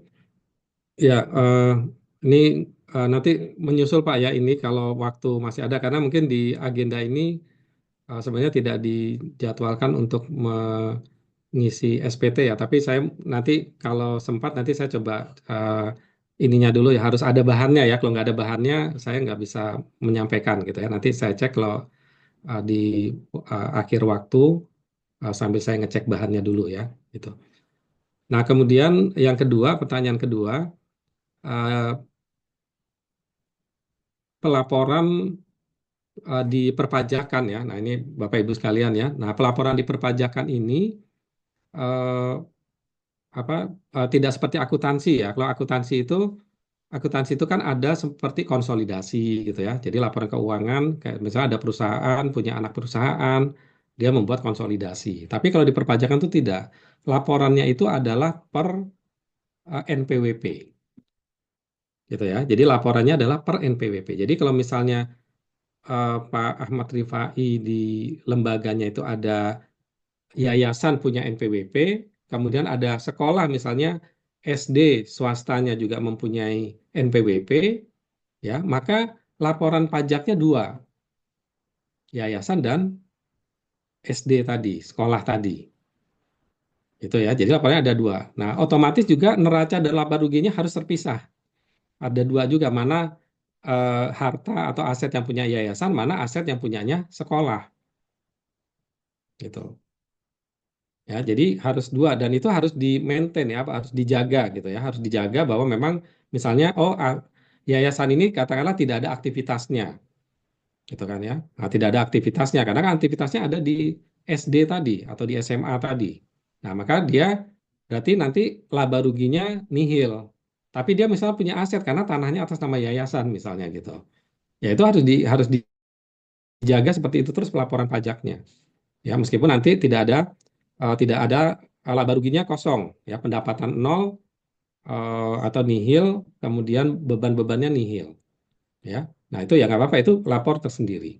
Kemudian nanti sekolah, ya. Nah bangunan ini punya siapa? Punya yayasan atau punya sekolah? Bangunan, meja kursinya punya siapa? Nah itu harus harus di harus diperjelas dari awal dan itu dijaga dijaga terus-menerus, jangan dipindah-pindah gitu. Gitu ya. Nah, itu seperti itu. Kemudian pendapatan, misalnya pendapatan SPP, pendapatan seperti itu ya, SPP, uang masuk segala macam. Nah, itu atas nama siapa nih? Atas nama yayasan atau atas nama sekolah. Nah, itu juga Bapak Ibu harus pisahkan gitu ya. Jadi memang ketika yayasan punya NPWP sendiri berbeda dengan sekolah, yaitu mau nggak mau kita harus membuat dua laporan pajak. Begitu, Pak. Baik, terima kasih Ustadz. Untuk selanjutnya masih ada dari Bapak Ahmad Rifai. Laba rugi yayasan itu saldonya harus nol ya Pak, atau bagaimana? Tidak, Pak. Jadi tidak harus nol. Mau lebih, ya itu tadi penjelasan saya yang terakhir itu eh, saldonya boleh ada, Pak. Dan nanti itu sebagai sisa lebih tadi, gitu ya. Sisa lebih yang dikecualikan dari pajak, pengenaan pajak, tetapi mempunyai persyaratan untuk dibelikan sarana dan prasarana. Gitu. Jadi tidak tidak tidak nol, Pak. Tidak harus nol maksudnya gitu. Kalau memang nol ya nggak apa-apa, gitu boleh. Bahkan minus pun juga boleh, gitu ya. Nah, minus pun juga juga bisa gitu ya. Nah, tetapi artinya boleh minus, boleh nol, boleh eh, positif. Ya, kalau positif berarti tadi harus ada kewajiban sisa lebih. Gitu. Maaf, bisa bertanya Ustadz? Silakan Ibu. Boleh Mbak ya? Ya. Gini, Tat. Minta tolong, Tat, penjelasan ulang maklum kami ini orang awam, Ustadz, tentang yang NPWP buat yayasan dan sekolah, ya Tat ya. Di kami tuh memang ada Tat yang buat yayasannya, sekolahnya. Jadi Tat, tolong ulangi lagi penjelasannya. Barang-barang apa aja yang apa yang harus ada nggak Tat syaratnya barang yang dimiliki yayasan ini, sekolah ini, atau bisa nggak Tat misalnya sekolah ini punya NPWP tapi barang-barangnya itu diurus semua oleh yayasan gitu ya Tat ya. Mohon Tat penjelasannya. Syukran Ya, Ustaz. ya terima kasih Ibu ya yang bertanya. Nah, jadi eh, memang ini agak uniknya atau terkait dengan NPWP ini ya. Nah, eh, tidak ada persyaratan. Tadi kalau Ibu nanya apa syarat yang barang punyanya yayasan, mana barang yang punya sekolah, tidak ada persyaratan, gitu ya. Tidak ada persyaratan, tetapi eh, apa ini kebijakan dari pimpinannya, gitu ya, kebijakan dari pimpinan. Jadi maksud saya gini, misalnya ketika kita promo sekolah gitu kan ya. Oh ya ini ayo masuk ke misalnya Yayasan X, nah Yayasan Islam X, eh, apa uang masuknya sekian, SPP-nya sekian gitu ya. Nah, kita membuka rekeningnya atas nama siapa nih? Atas nama yayasan atau atas nama sekolah misalnya gitu. Nah, gitu. Jadi kita sendiri yang memutuskan mana barang yang miliknya sekolah, mana barang yang miliknya yayasan. Kita yang memutuskan sendiri gitu ya. Kalau bisa saja modelnya ada yayasan, kemudian yayasan itu memberikan dana. Nah, kan dana antara dua lembaga sosial atau lembaga pendidikan, kalau ada hibah itu kan bukan objek pajak gitu. Jadi kalau memang misalnya nih ini dari sisi manajemen keuangannya jadinya ya Bu ya. Jadi kalau memang oh ini semua semua aset itu punyanya yayasan. Iya. Itu kan misalnya ya pendapatan apa kalau semua pendapatan punyanya yayasan kan berarti barang-barang yang dibeli juga punyanya yayasan. Itu asetnya punya yayasan. Gitu. Tapi kemudian nanti ke sekolah itu operasionalnya yang menggaji mungkin yayasan Iya. gitu ya. Tapi kalau ada kepemilikan yang dibutuhkan untuk sekolah dasar misalnya atau sekolah SMA, maka itu bisa juga diberikan dalam bentuk hibah. Nah, ini Oh, memang kalau iya. ada dua bentuk apa NPWP itu memang nanti jadi kesulitannya itu secara administratif, Bu. Ya, jadi harus ada effort apa upaya tambahan lah gitu ya. Kita harus memisahkan dari sisi administratifnya gitu. Tapi Nah, itu Tat, mungkin nah kalau ini sekedar saya pengalaman ya supaya ya, memberikan gambaran gitu ya kepada Bapak Ibu sekalian juga ya karena ada hal yang sama. Nah, jadi saya juga pernah mengalami hal yang sama gitu ya, hal yang sama berkaitan dengan ini ya yayasan dan sekolah gitu ya. Nah, waktu itu biasa melaporkan lembaga pendidikannya hanya yayasan ya, karena sekolahnya tidak punya NPWP gitu ya. Tapi kemudian karena ada persyaratan tertentu ya, karena sekolahnya misalnya mau menerima bantuan dan sebagainya itu harus mempunyai NPWP atas nama sekolah gitu kan. Nah, waktu itu saya bantu urus untuk membuat cabang gitu ya, tetapi tidak berhasil akhirnya jadi NPWP sendiri gitu ya. Nah, sekolahnya ada NPWP sendiri. Nah, kemudian saya konsultasikan ke pajak gitu kan, ke apa HR-nya di pajak itu akhirnya karena yayasan itu tidak punya kegiatan gitu ya. Nah, kegiatan maka ya udah lapornya nihil, tidak ada hartanya. Semuanya ada di apa namanya ada di sekolahnya. Nah, gitu ya. Nah, tapi itu ini aja ya apa ya. waktu itu cepat aja gitu ya, cepat penanganan karena supaya tidak repot dua laporan yang terpisah gitu kan ya. Nah, itu mungkin bisa dengan model seperti itu salah satunya saja. Nah, karena memang waktu itu yayasannya tidak punya ini apa tidak punya aset dalam bentuk yang karena nggak terlalu besar juga ya gitu ya. Jadi nggak punya tanah, nggak punya aset-aset yang lain gitu. Kalau sebenarnya yang paling kelihatan itu kan kalau tanah ya, Bapak Ibu ya. Kalau aset yang lain kan nggak ketahuan ini punyanya yayasan atau punyanya sekolah gitu kan ya. Karena kan tidak ada namanya gitu ya. Nah, kecuali waktu beli ya. Kalau kadang-kadang beli juga kan nggak pakai nama. Nah, tapi kalau sertifikat tanah itu kan jelas atas nama yayasan atau atas nama biasanya sertifikat atas nama badan hukum ya. Badan hukum atau perorangan. Nah, itu atas nama yayasan. Nah, itu di situ yang nanti perlu lebih apa lebih detail lagi tentang pemisahan pelaporannya. Tambahan Tat, bisa?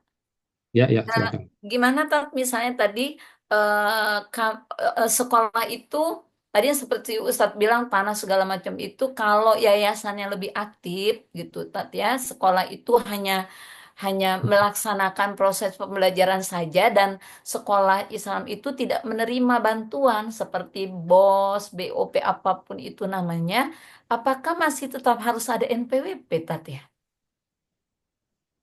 Gimana itu, Tat? Nah, eh, sebenarnya ada juga sih sekolah yang apa kalau bos itu setahu saya tidak mesti dia punya NPWP ya. Pakai NPWP-nya yayasan juga masih nggak apa-apa. Tapi waktu itu case-nya apa gitu ya yang mewajibkan NPWP, mungkin bantuannya itu juga cuma sekali mungkin waktu itu gitu ya. Tapi kan dampaknya jadi jadi sampai sekarang gitu kan ya. Nah, eh, atau bisa juga Ibu menonaktifkan salah satu NPWP. Oh, Misalnya NPWP sekolahnya dinonaktifkan aja. Misalnya datang ke kantor pajak gitu ya, bilang aja kalau ini sebenarnya kegiatannya satu, jadi kita repot ya, ya gitu. Jadi sebenarnya ini hartanya semuanya punyanya yayasan gitu. Nah, SD itu kan cuman brand aja kan, kan izinnya juga pakai nama yayasan kan, Bu. iya. Kan izinnya sekolah itu kan juga pakai nama yayasan. Nah, jadi yayasan itu sebagai kegiatan saja, bukan apa wajib pajak tersendiri gitu. Nah, itu bisa juga diminta aja, dan nanti biar laporan pajaknya cuma satu atas nama yayasan saja, tapi yayasan itu meliputi semua aktivitas kegiatan sekolahnya gitu. Iya. Nah, bisa juga seperti itu gitu. Oke. Syukran, Tat. Jazakallah. Ya, Baik, terima kasih Ustadz. Untuk selanjutnya, ini ada tambahan pertanyaan lagi dari Bapak Ahmad Rifai.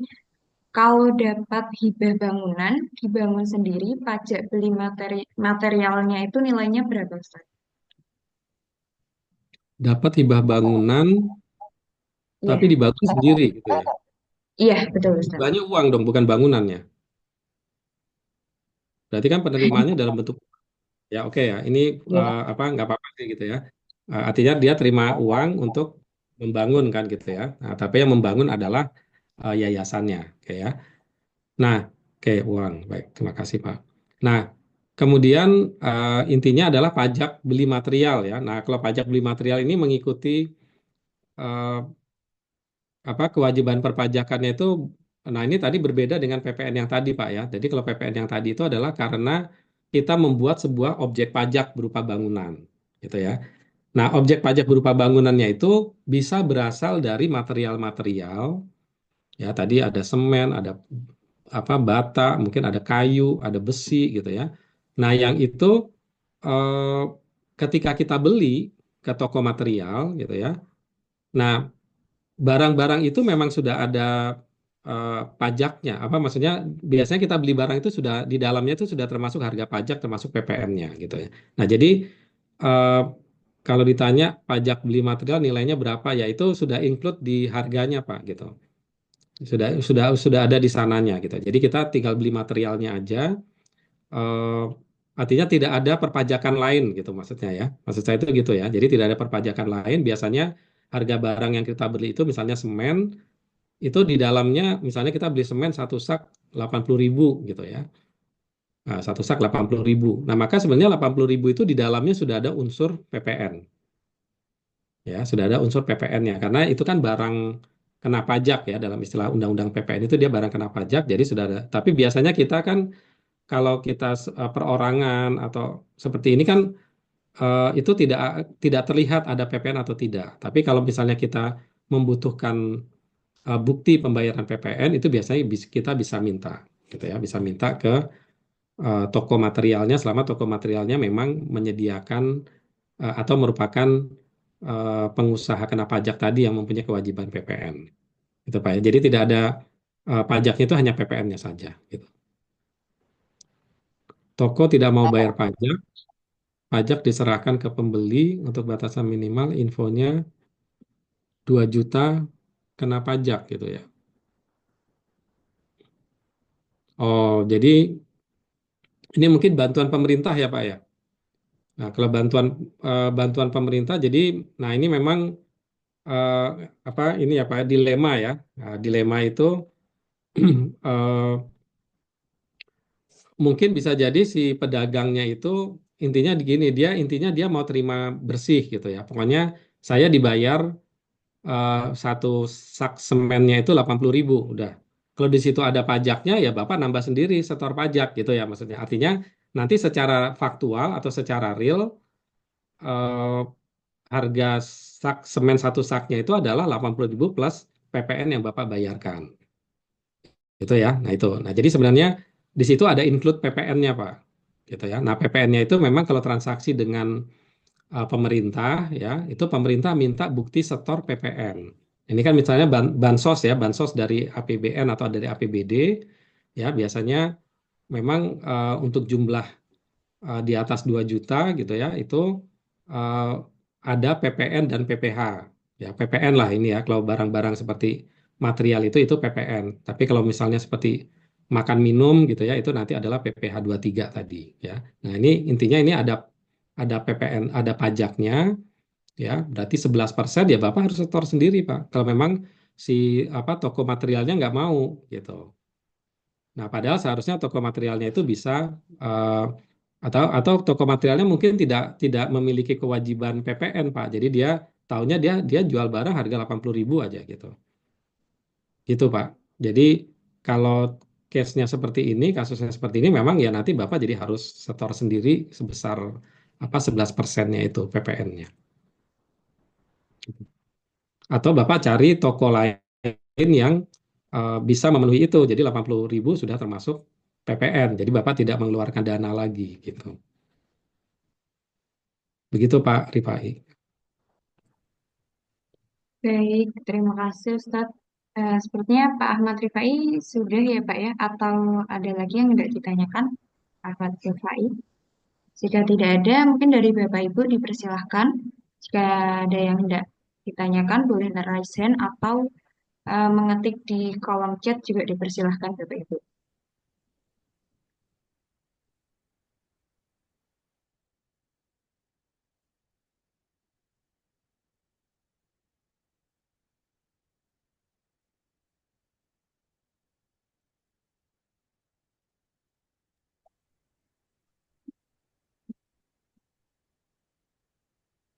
Bapak Ibu, apakah ada yang tidak ditanyakan kembali?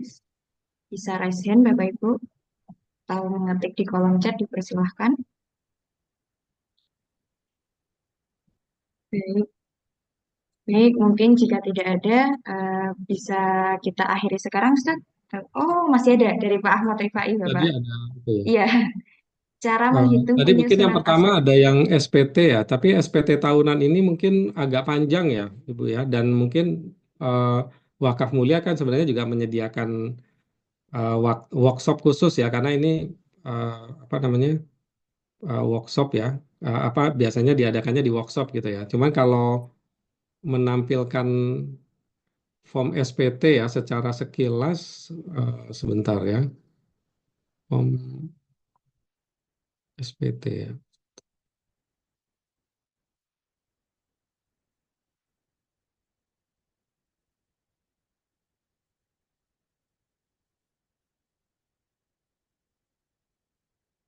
Nah, mungkin ini saya izin sama Wakaf Mulia ya tampilkan ini.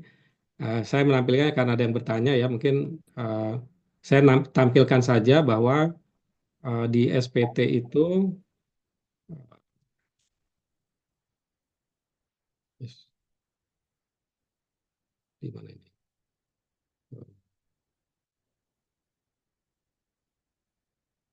Mungkin saya isu ini aja ya, isu sedikit tentang form gitu ya. Jadi ini formnya kan seperti ini ya, walaupun nanti dalam format yang berbeda ya. Ini dalam format Excel. Itu biasanya ini ada lembar pertama, lembar induknya gitu ya. Nah, ini lembar induknya itu ada 2 lembar ya berisi ininya ya, identitasnya. Nanti ada lembar kedua berisi pajak yang terutang dan tanda tangan dengan segala lampirannya. Lampiran-lampiran di sini ada laporan keuangan. Nah, nanti di sini ada di lampiran satu ada pendapatan gitu ya. Pendapatan ini peredaran usahanya berapa gitu ya. Nah, kemudian koreksi fiskal yang tadi ya, saya sampaikan tadi ada koreksi fiskal. Gitu ya. Kemudian eh, ada rincian biaya-biaya, ada kredit pajak ya, ini pajak yang dipotong oleh pihak ketiga, ya. Kemudian ada eh, yang dikenakan pajak penghasilan final, ya, misalnya ada pendapatan sewa, gitu ya. Nah, di sini juga termasuk pendapatan dari simpanan di bank ya, perbankan ya. Nah, ini misalnya ada penghasilan sewa, gitu ya. Kemudian juga eh, kalau apa punya saham di perusahaan ya, punya saham di PT ini harus ditampilkan di sini ya berapa jumlahnya ya. Kemudian pernyataan modal kalau, kalau ada ya. Terus sama eh, apa namanya, pengurus ya. Nah, pengurus juga gimana? Formnya pengurus ya. Nah, ini misalnya pengurusnya, ini nama-nama pengurus. Nah, itu harus dicantumkan. Pemegang saham tidak ada karena tidak ada saham. Ya, jumlah daftar pemegang saham yayasan kan nggak ada pemegang saham kan, berarti ini kosong. Gitu ya, ini bisa dikosongkan. Nah, itu mungkin ya Bapak Ibu secara sekilas sih seperti itu ya, karena ini agak lumayan panjang dan bersifat studi kasus gitu ya untuk apa menampilkannya. Oke, Baik, kemudian terima kasih. Ya, Ustadz. Oh iya. yang terakhir penyusutan ya. Penyusutan juga sebenarnya itu ada di studi kasus ya, Bapak Ibu ya. Jadi secara umum menghitung penyusutan itu kan ada beberapa metode ya. Nah, beberapa metode di dalam secara akuntansi ya. Ada metode garis lurus atau straight line method gitu mah. Ada double declining method atau saldo menurun. Kemudian ada berdasarkan produksi ya dan sebagainya ya itu. Nah, perpajakan itu hanya mengizinkan eh, perpajakan garis lurus ya. Garis lurus dan saldo menurun ya boleh ya. Garis lurus dan saldo menurun. Gitu ya. Nah, itu jadi kan kalau kalau garis lurus itu intinya kalau apa misalnya kita punya aset ya berupa gedung. Nah, kalau gedung ini dipajak juga ada aturan. Hanya dua jenis gedung, gedung permanen dan semi permanen dan permanen. Ya, kalau permanen itu dia disusutkan 20 tahun ya. Nah, jadi ya udah tinggal dibagi 20 aja gitu ya. Kalau gedung permanen. Ya, kalau semi permanen itu 10 tahun. Nah, kalau garis lurus ya itu udah dibagi 20 aja. Tapi kalau misalnya gedung garis lurus ya. Nah, nanti kalau misalnya aset lain mobil, komputer, meja kursi gitu ya. Nah, itu juga ada aturan-aturannya kalau meja kursi terbuat dari kayu dia disusutkan 4 tahun gitu ya. Jadi bisa jadi dia akan berbeda dengan akuntansi gitu ya. Bisa berbeda dari akuntansi. Nah, jadi itu misalnya disusutkan 4 tahun, kalau ada logamnya disusutkan 8 tahun. Ya itu ya. Jadi itu ada aturan-aturan tersendiri yang berkaitan dengan penyusutan pada perpajakan. Gitu. Jadi intinya itu, tapi kalau double declining method itu di tarif tahun pertama itu pasti 50% ya, setengahnya gitu ya. Untuk yang 4 tahun. Kalau yang 8 tahun nanti 25% gitu ya. Nah, itu eh, apa kemudian diambil eh, tarifnya itu kalau yang double declining atau saldo menurun itu dari sisa nilai buku. Ya, tapi kalau garis lurus itu pokoknya total harga perolehan itu dibagi dengan masa penyusutan 4 tahun atau 8 tahun atau 20 tahun gitu. Ya kira-kira seperti itu sih Pak. Mungkin gambaran singkat untuk penyusutan aset. Ya. Baik, terima kasih Ustadz atas penjelasannya. Untuk selanjutnya mungkin dari Bapak Ibu sekalian ada lagi yang dari ditanyakan, dipersilahkan bisa raise hand atau mengetik di kolom chat juga dipersilahkan Bapak Ibu. Kalau dari Pak Ahmad Rifai sudah selesai sepertinya Bapak, karena sudah terima kasih begitu. Dari Pak Abdul Majid juga sudah, Alhamdulillah dari saya cukup. Terima kasih atas penjelasannya Ustadz begitu. Mungkin dari Bapak Ibu sekalian masih ada lagi. Oke, saya Oh iya, Pak Admin. dipersilahkan Bapak. Oke, saya Ferry dari Yayasan Villa Quran. Mohon izin bertanya saat jadi kemarin kita sudah membuat laporan SPT tahunan, SPT tahunan. Nah, kebetulan kita bergerak di bidang pendidikan. Nah, sesuai penjelasan panjenengan tadi, kalau di pendidikan itu kan termasuk dari objek kena pajak nih, jasa pendidikan.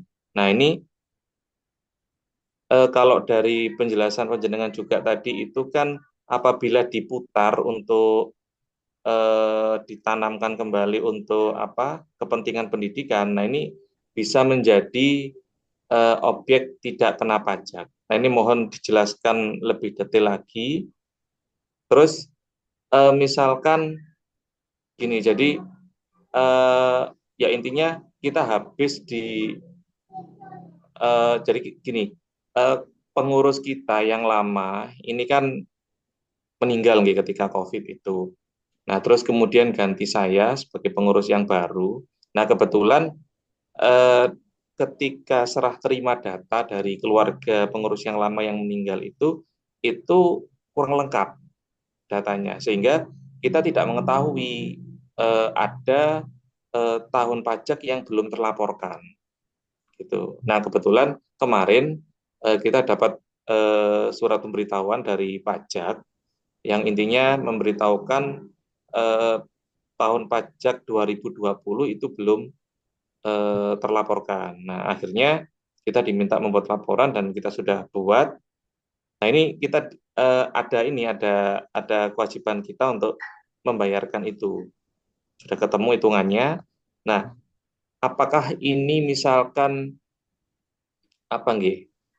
eh, Dibuat seperti yang tadi, yang maksudnya karena kebetulan ini dananya kan sudah nggak ada nih, sudah kita balik putar lagi menjadi untuk apa? Untuk keperluan pendidikan juga, dan akhirnya kan kita juga nggak ada dana gitu untuk membayarkan pajak tahun 2020 itu karena saya kan pengurus pengganti, karena kita juga nggak tahu bagaimana eh, laporan dari tahun 2020 itu. Ya, itu mohon penjelasannya terkait itu. Ustaz. Ya, baik. Terima kasih Pak atas pertanyaannya. Ya, jadi eh, intinya Bapak sebagai pengelola yayasan yang terputus kontak data ya dengan pengurus yang lama, Ya, betul. kemudian ada aktivitas dan mendapatkan teguran dari pajak, kemudian membuat laporan eh, dan ada pajak yang harus dibayar. Nah, jadi Bapak juga Bapak Ibu sekalian, yang pertama di perpajakan ini kan memang ada daluarsa.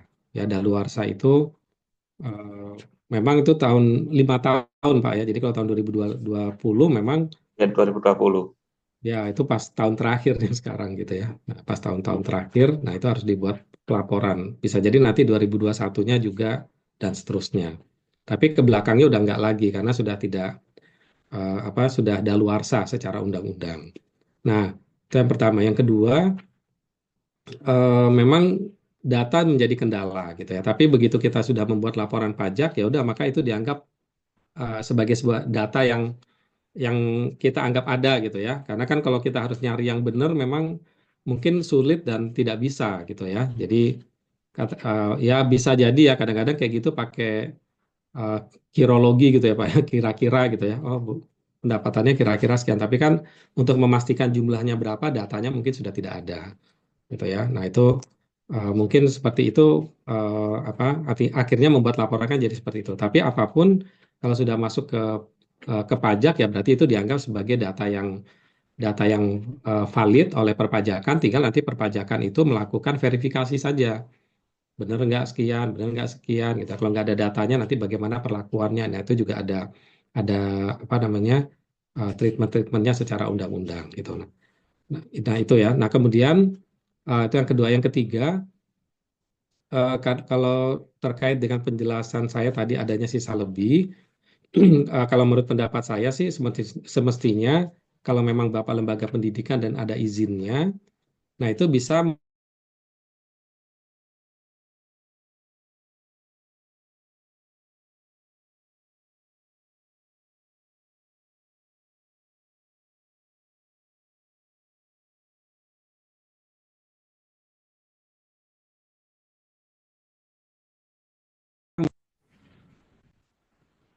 Suara saya terdengar, Bu?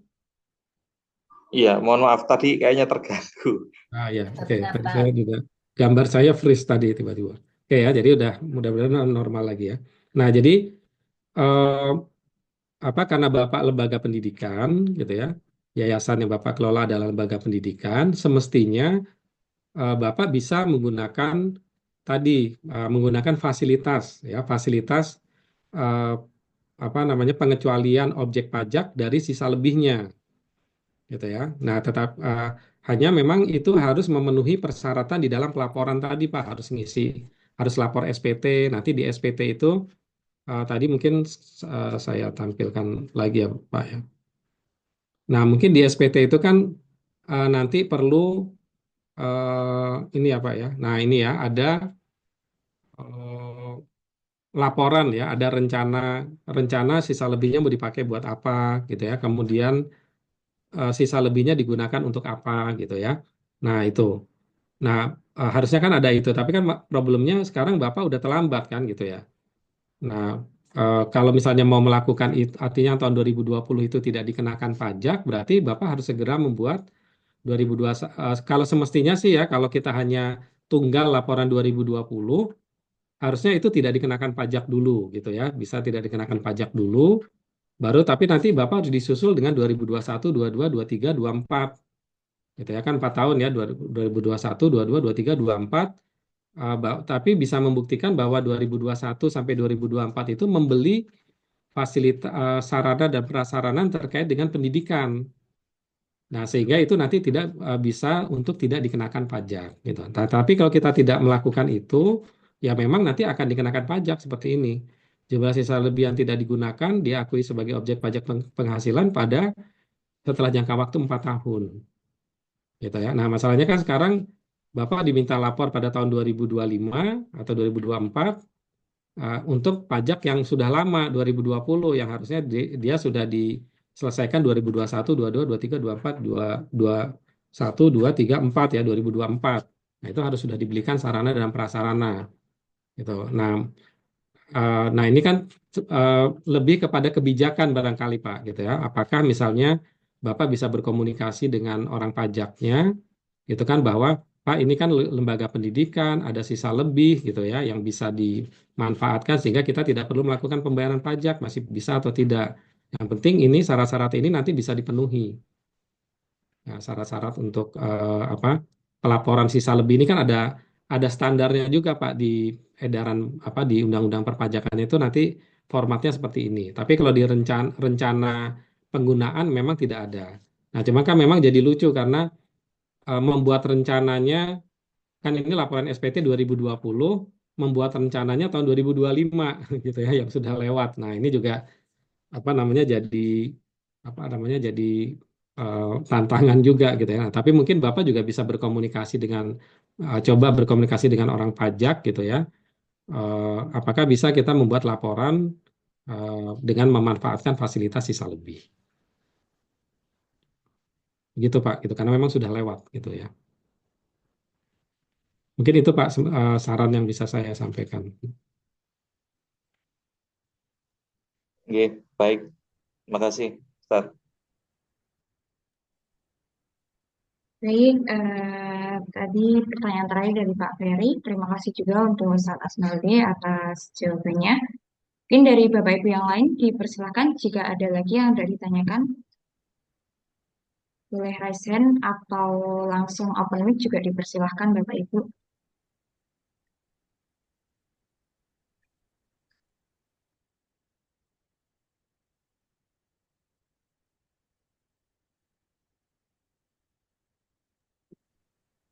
Baik, jika tidak ada bisa kita akhiri sekarang Ustadz, bagaimana? Oh iya, saya oke aja kalau masih ada yang bertanya karena masih ada waktu masih Oh, open iya, sih. Tapi kalau sudah tidak ada ya nggak apa-apa. boleh. Mungkin kami tunggu Bapak Ibu. Mungkin 1 atau 2 menit lagi dipersilahkan. Jika ada yang tidak ditanyakan, boleh raise hand atau mungkin open mic atau langsung chat di kolom komentar juga dipersilahkan Bapak Ibu.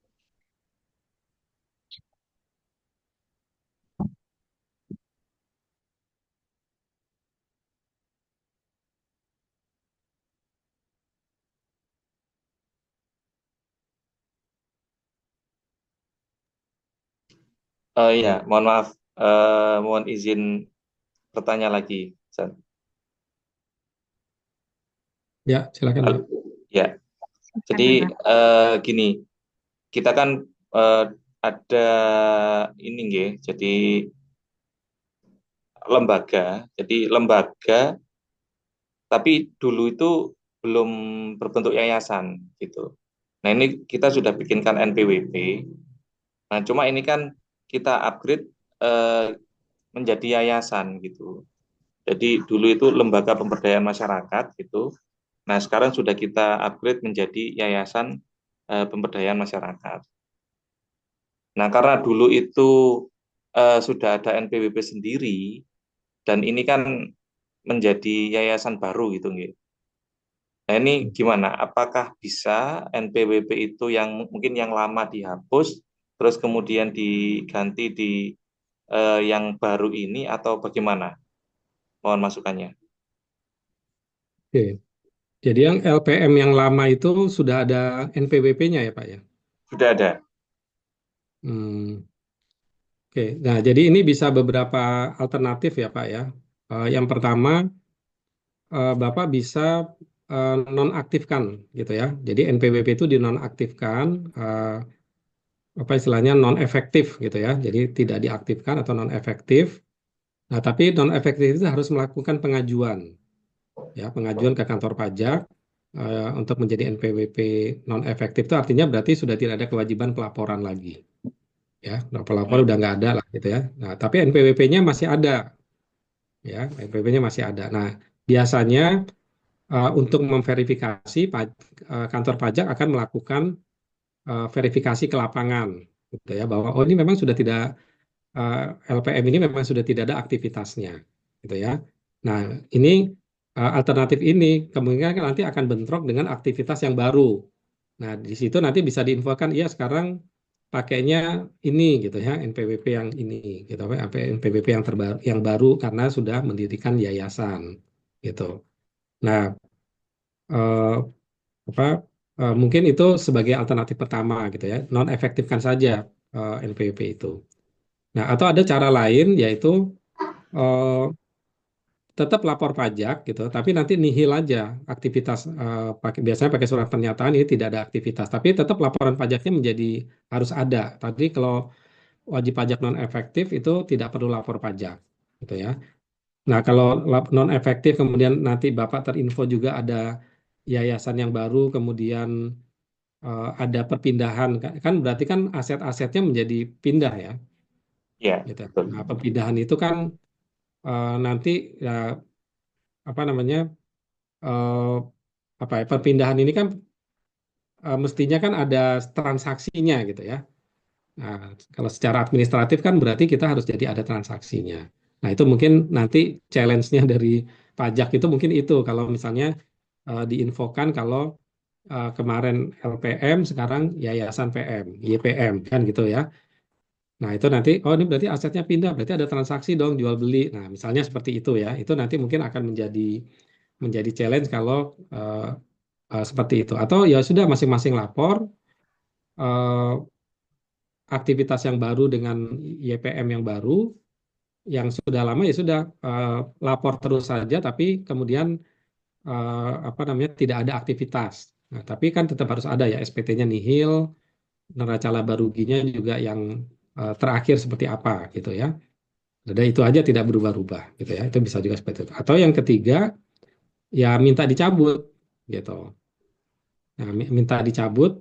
Nah, tapi biasanya untuk minta dicabut ini akan ada pemeriksaan atau verifikasi ya. Biasanya oh nanti ada kewajiban-kewajiban pajak yang belum dibayarkan segala macam, nanti dibayar dulu baru nanti dia bisa dicabut gitu ya. Nah itu mungkin Pak beberapa alternatif yang mungkin gitu ya. Mungkin yang paling ini ya non efektif tadi gitu ya. Cuman kalau tempatnya sama mungkin nanti juga jadi itu ya, jadi kalau lokasinya masih sama kan jadi oh ini yayasan apa yang NPWP apa yang terbaru gitu. Tapi biasanya atau mungkin kalau ya Pak, ini memang dulu itu sekarang kita pakai yang ini gitu ya. Nah, itu eh, ya mudah-mudahan ada kebijakan ya dari kantor pajaknya. Karena sebenarnya NPWP itu bisa juga eh, ada perubahan nama gitu Pak. Jadi perubahan nama itu misalnya tadinya PTX gitu ya. Nah, kemudian PTX itu berubah nama menjadi PT Z ya.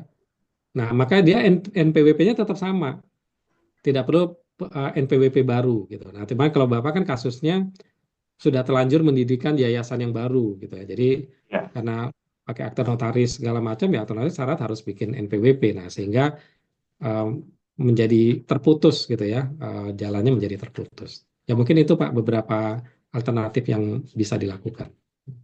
Ya, oke. Makasih, Ustaz. Ya. Baik, terima kasih Ustadz atas jawabannya. Untuk selanjutnya ada dari Bapak Nur Fauzan dari Lampung Timur terkait pelaporan keuangan yayasan Ustadz. Adakah standarisasi atau aplikasi atau panduan yang bisa direkomendasikan? Silahkan Ustadz. Kalau panduan itu di ISAK 35, yaitu panduan untuk pelaporan keuangan non-laba. Ya, judul ISAK-nya itu Interpretasi Standar Akuntansi Keuangan. Ya, itu terbitan dari Ikatan Akuntan Indonesia. Ya, nah, tapi memang itu sifatnya kan umum ya. Kalau pedoman-pedoman yang lebih detail itu setahu saya yang ada itu seperti pedoman akuntansi pesantren gitu ya. Nah, itu ada tuh, itu kayaknya agak lebih detail gitu ya. Nah, tapi kalau secara umum sebenarnya menggunakan ISAK 35 aja itu sudah cukup Pak, gitu ya. Kalau contoh mungkin secara umum ya bisa, kalau sekarang kan internet banyak ya, mungkin contoh-contoh lembaga-lembaga yang sejenis ya dengan yayasan yang Bapak kelola itu mungkin juga bisa dijadikan contoh. Tapi pedomannya harus dari ISAK 35 tadi. Gitu. Atau ya Baik, terima. Oh iya, apa masih namanya ada Ustadz. menggunakan ya atau ya apa namanya itu kalau pelaporan keuangan biasanya kan agak spesifik gitu ya. Nah, mungkin Bapak bisa pertama kali menggunakan jasa akuntan gitu ya, kantor jasa akuntan atau mereka yang paham akuntansi. Nah, mungkin dia akan mengerti gitu ya dengan bagaimana membuat laporan keuangan yang sesuai dengan ISAK tadi. Itu sih Pak mungkin. Baik, terima kasih Ustadz. Mungkin dari Bapak Nur Fauzan sudah cukup atau ada lagi Bapak? Oke, Ustadz berarti sudah cukup ya. Alhamdulillah. Sudah cukup jelas berarti Ustadz. Baik, dari Bapak Ibu, mungkin sudah cukup ya, karena waktunya juga sudah menunjukkan pukul 11 lebih 2. Begitu. Saya akhiri ya Ustadz ya. Baik, sebelumnya terima kasih banyak kepada Ustadz Asmeldi atas materi yang telah disampaikan hari ini. Semoga ini bisa menambah wawasan, pengetahuan, dan juga referensi bagi Bapak Ibu sekalian. Oh iya, baik, baik Bapak. Oke, ini sudah diingatkan juga dari Bapak Edward. Baik Bapak Ibu, untuk selanjutnya nanti untuk rekaman Zoom, kemudian materi dan juga sertifikat akan dikirimkan oleh admin kami. Jadi mohon ditunggu nih Bapak Ibu, nanti akan dikirimkan melalui WA pribadi. Seperti itu. Baik, untuk yang terakhir, terima kasih banyak kepada Bapak Ibu atas kehadirannya pada acara siang hari ini. Eh, Atas kehadirannya pada siang hari ini, antusiasmenya dan juga pertanyaan-pertanyaan yang menarik juga terima kasih banyak. Dari saya cukup sekian. Selamat menunaikan ibadah di bulan puasa ini, di bulan Ramadan ini. Semoga nantinya menjadi berkah bagi kita semuanya. Kurang lebihnya mohon maaf. Akhirul kalam, wabillahi taufiq wal hidayah, waridul inayah. Wassalamualaikum warahmatullahi wabarakatuh. Waalaikumsalam warahmatullahi Waalaikumsalam Jazakallah wabarakatuh. warahmatullahi Ustadz. wabarakatuh. Ilmunya, Terima Masya kasih Allah Bapak Ibu sekalian. bermanfaat. Ya. Sehat Iya, selalu. Allah. Baik, izin live ya.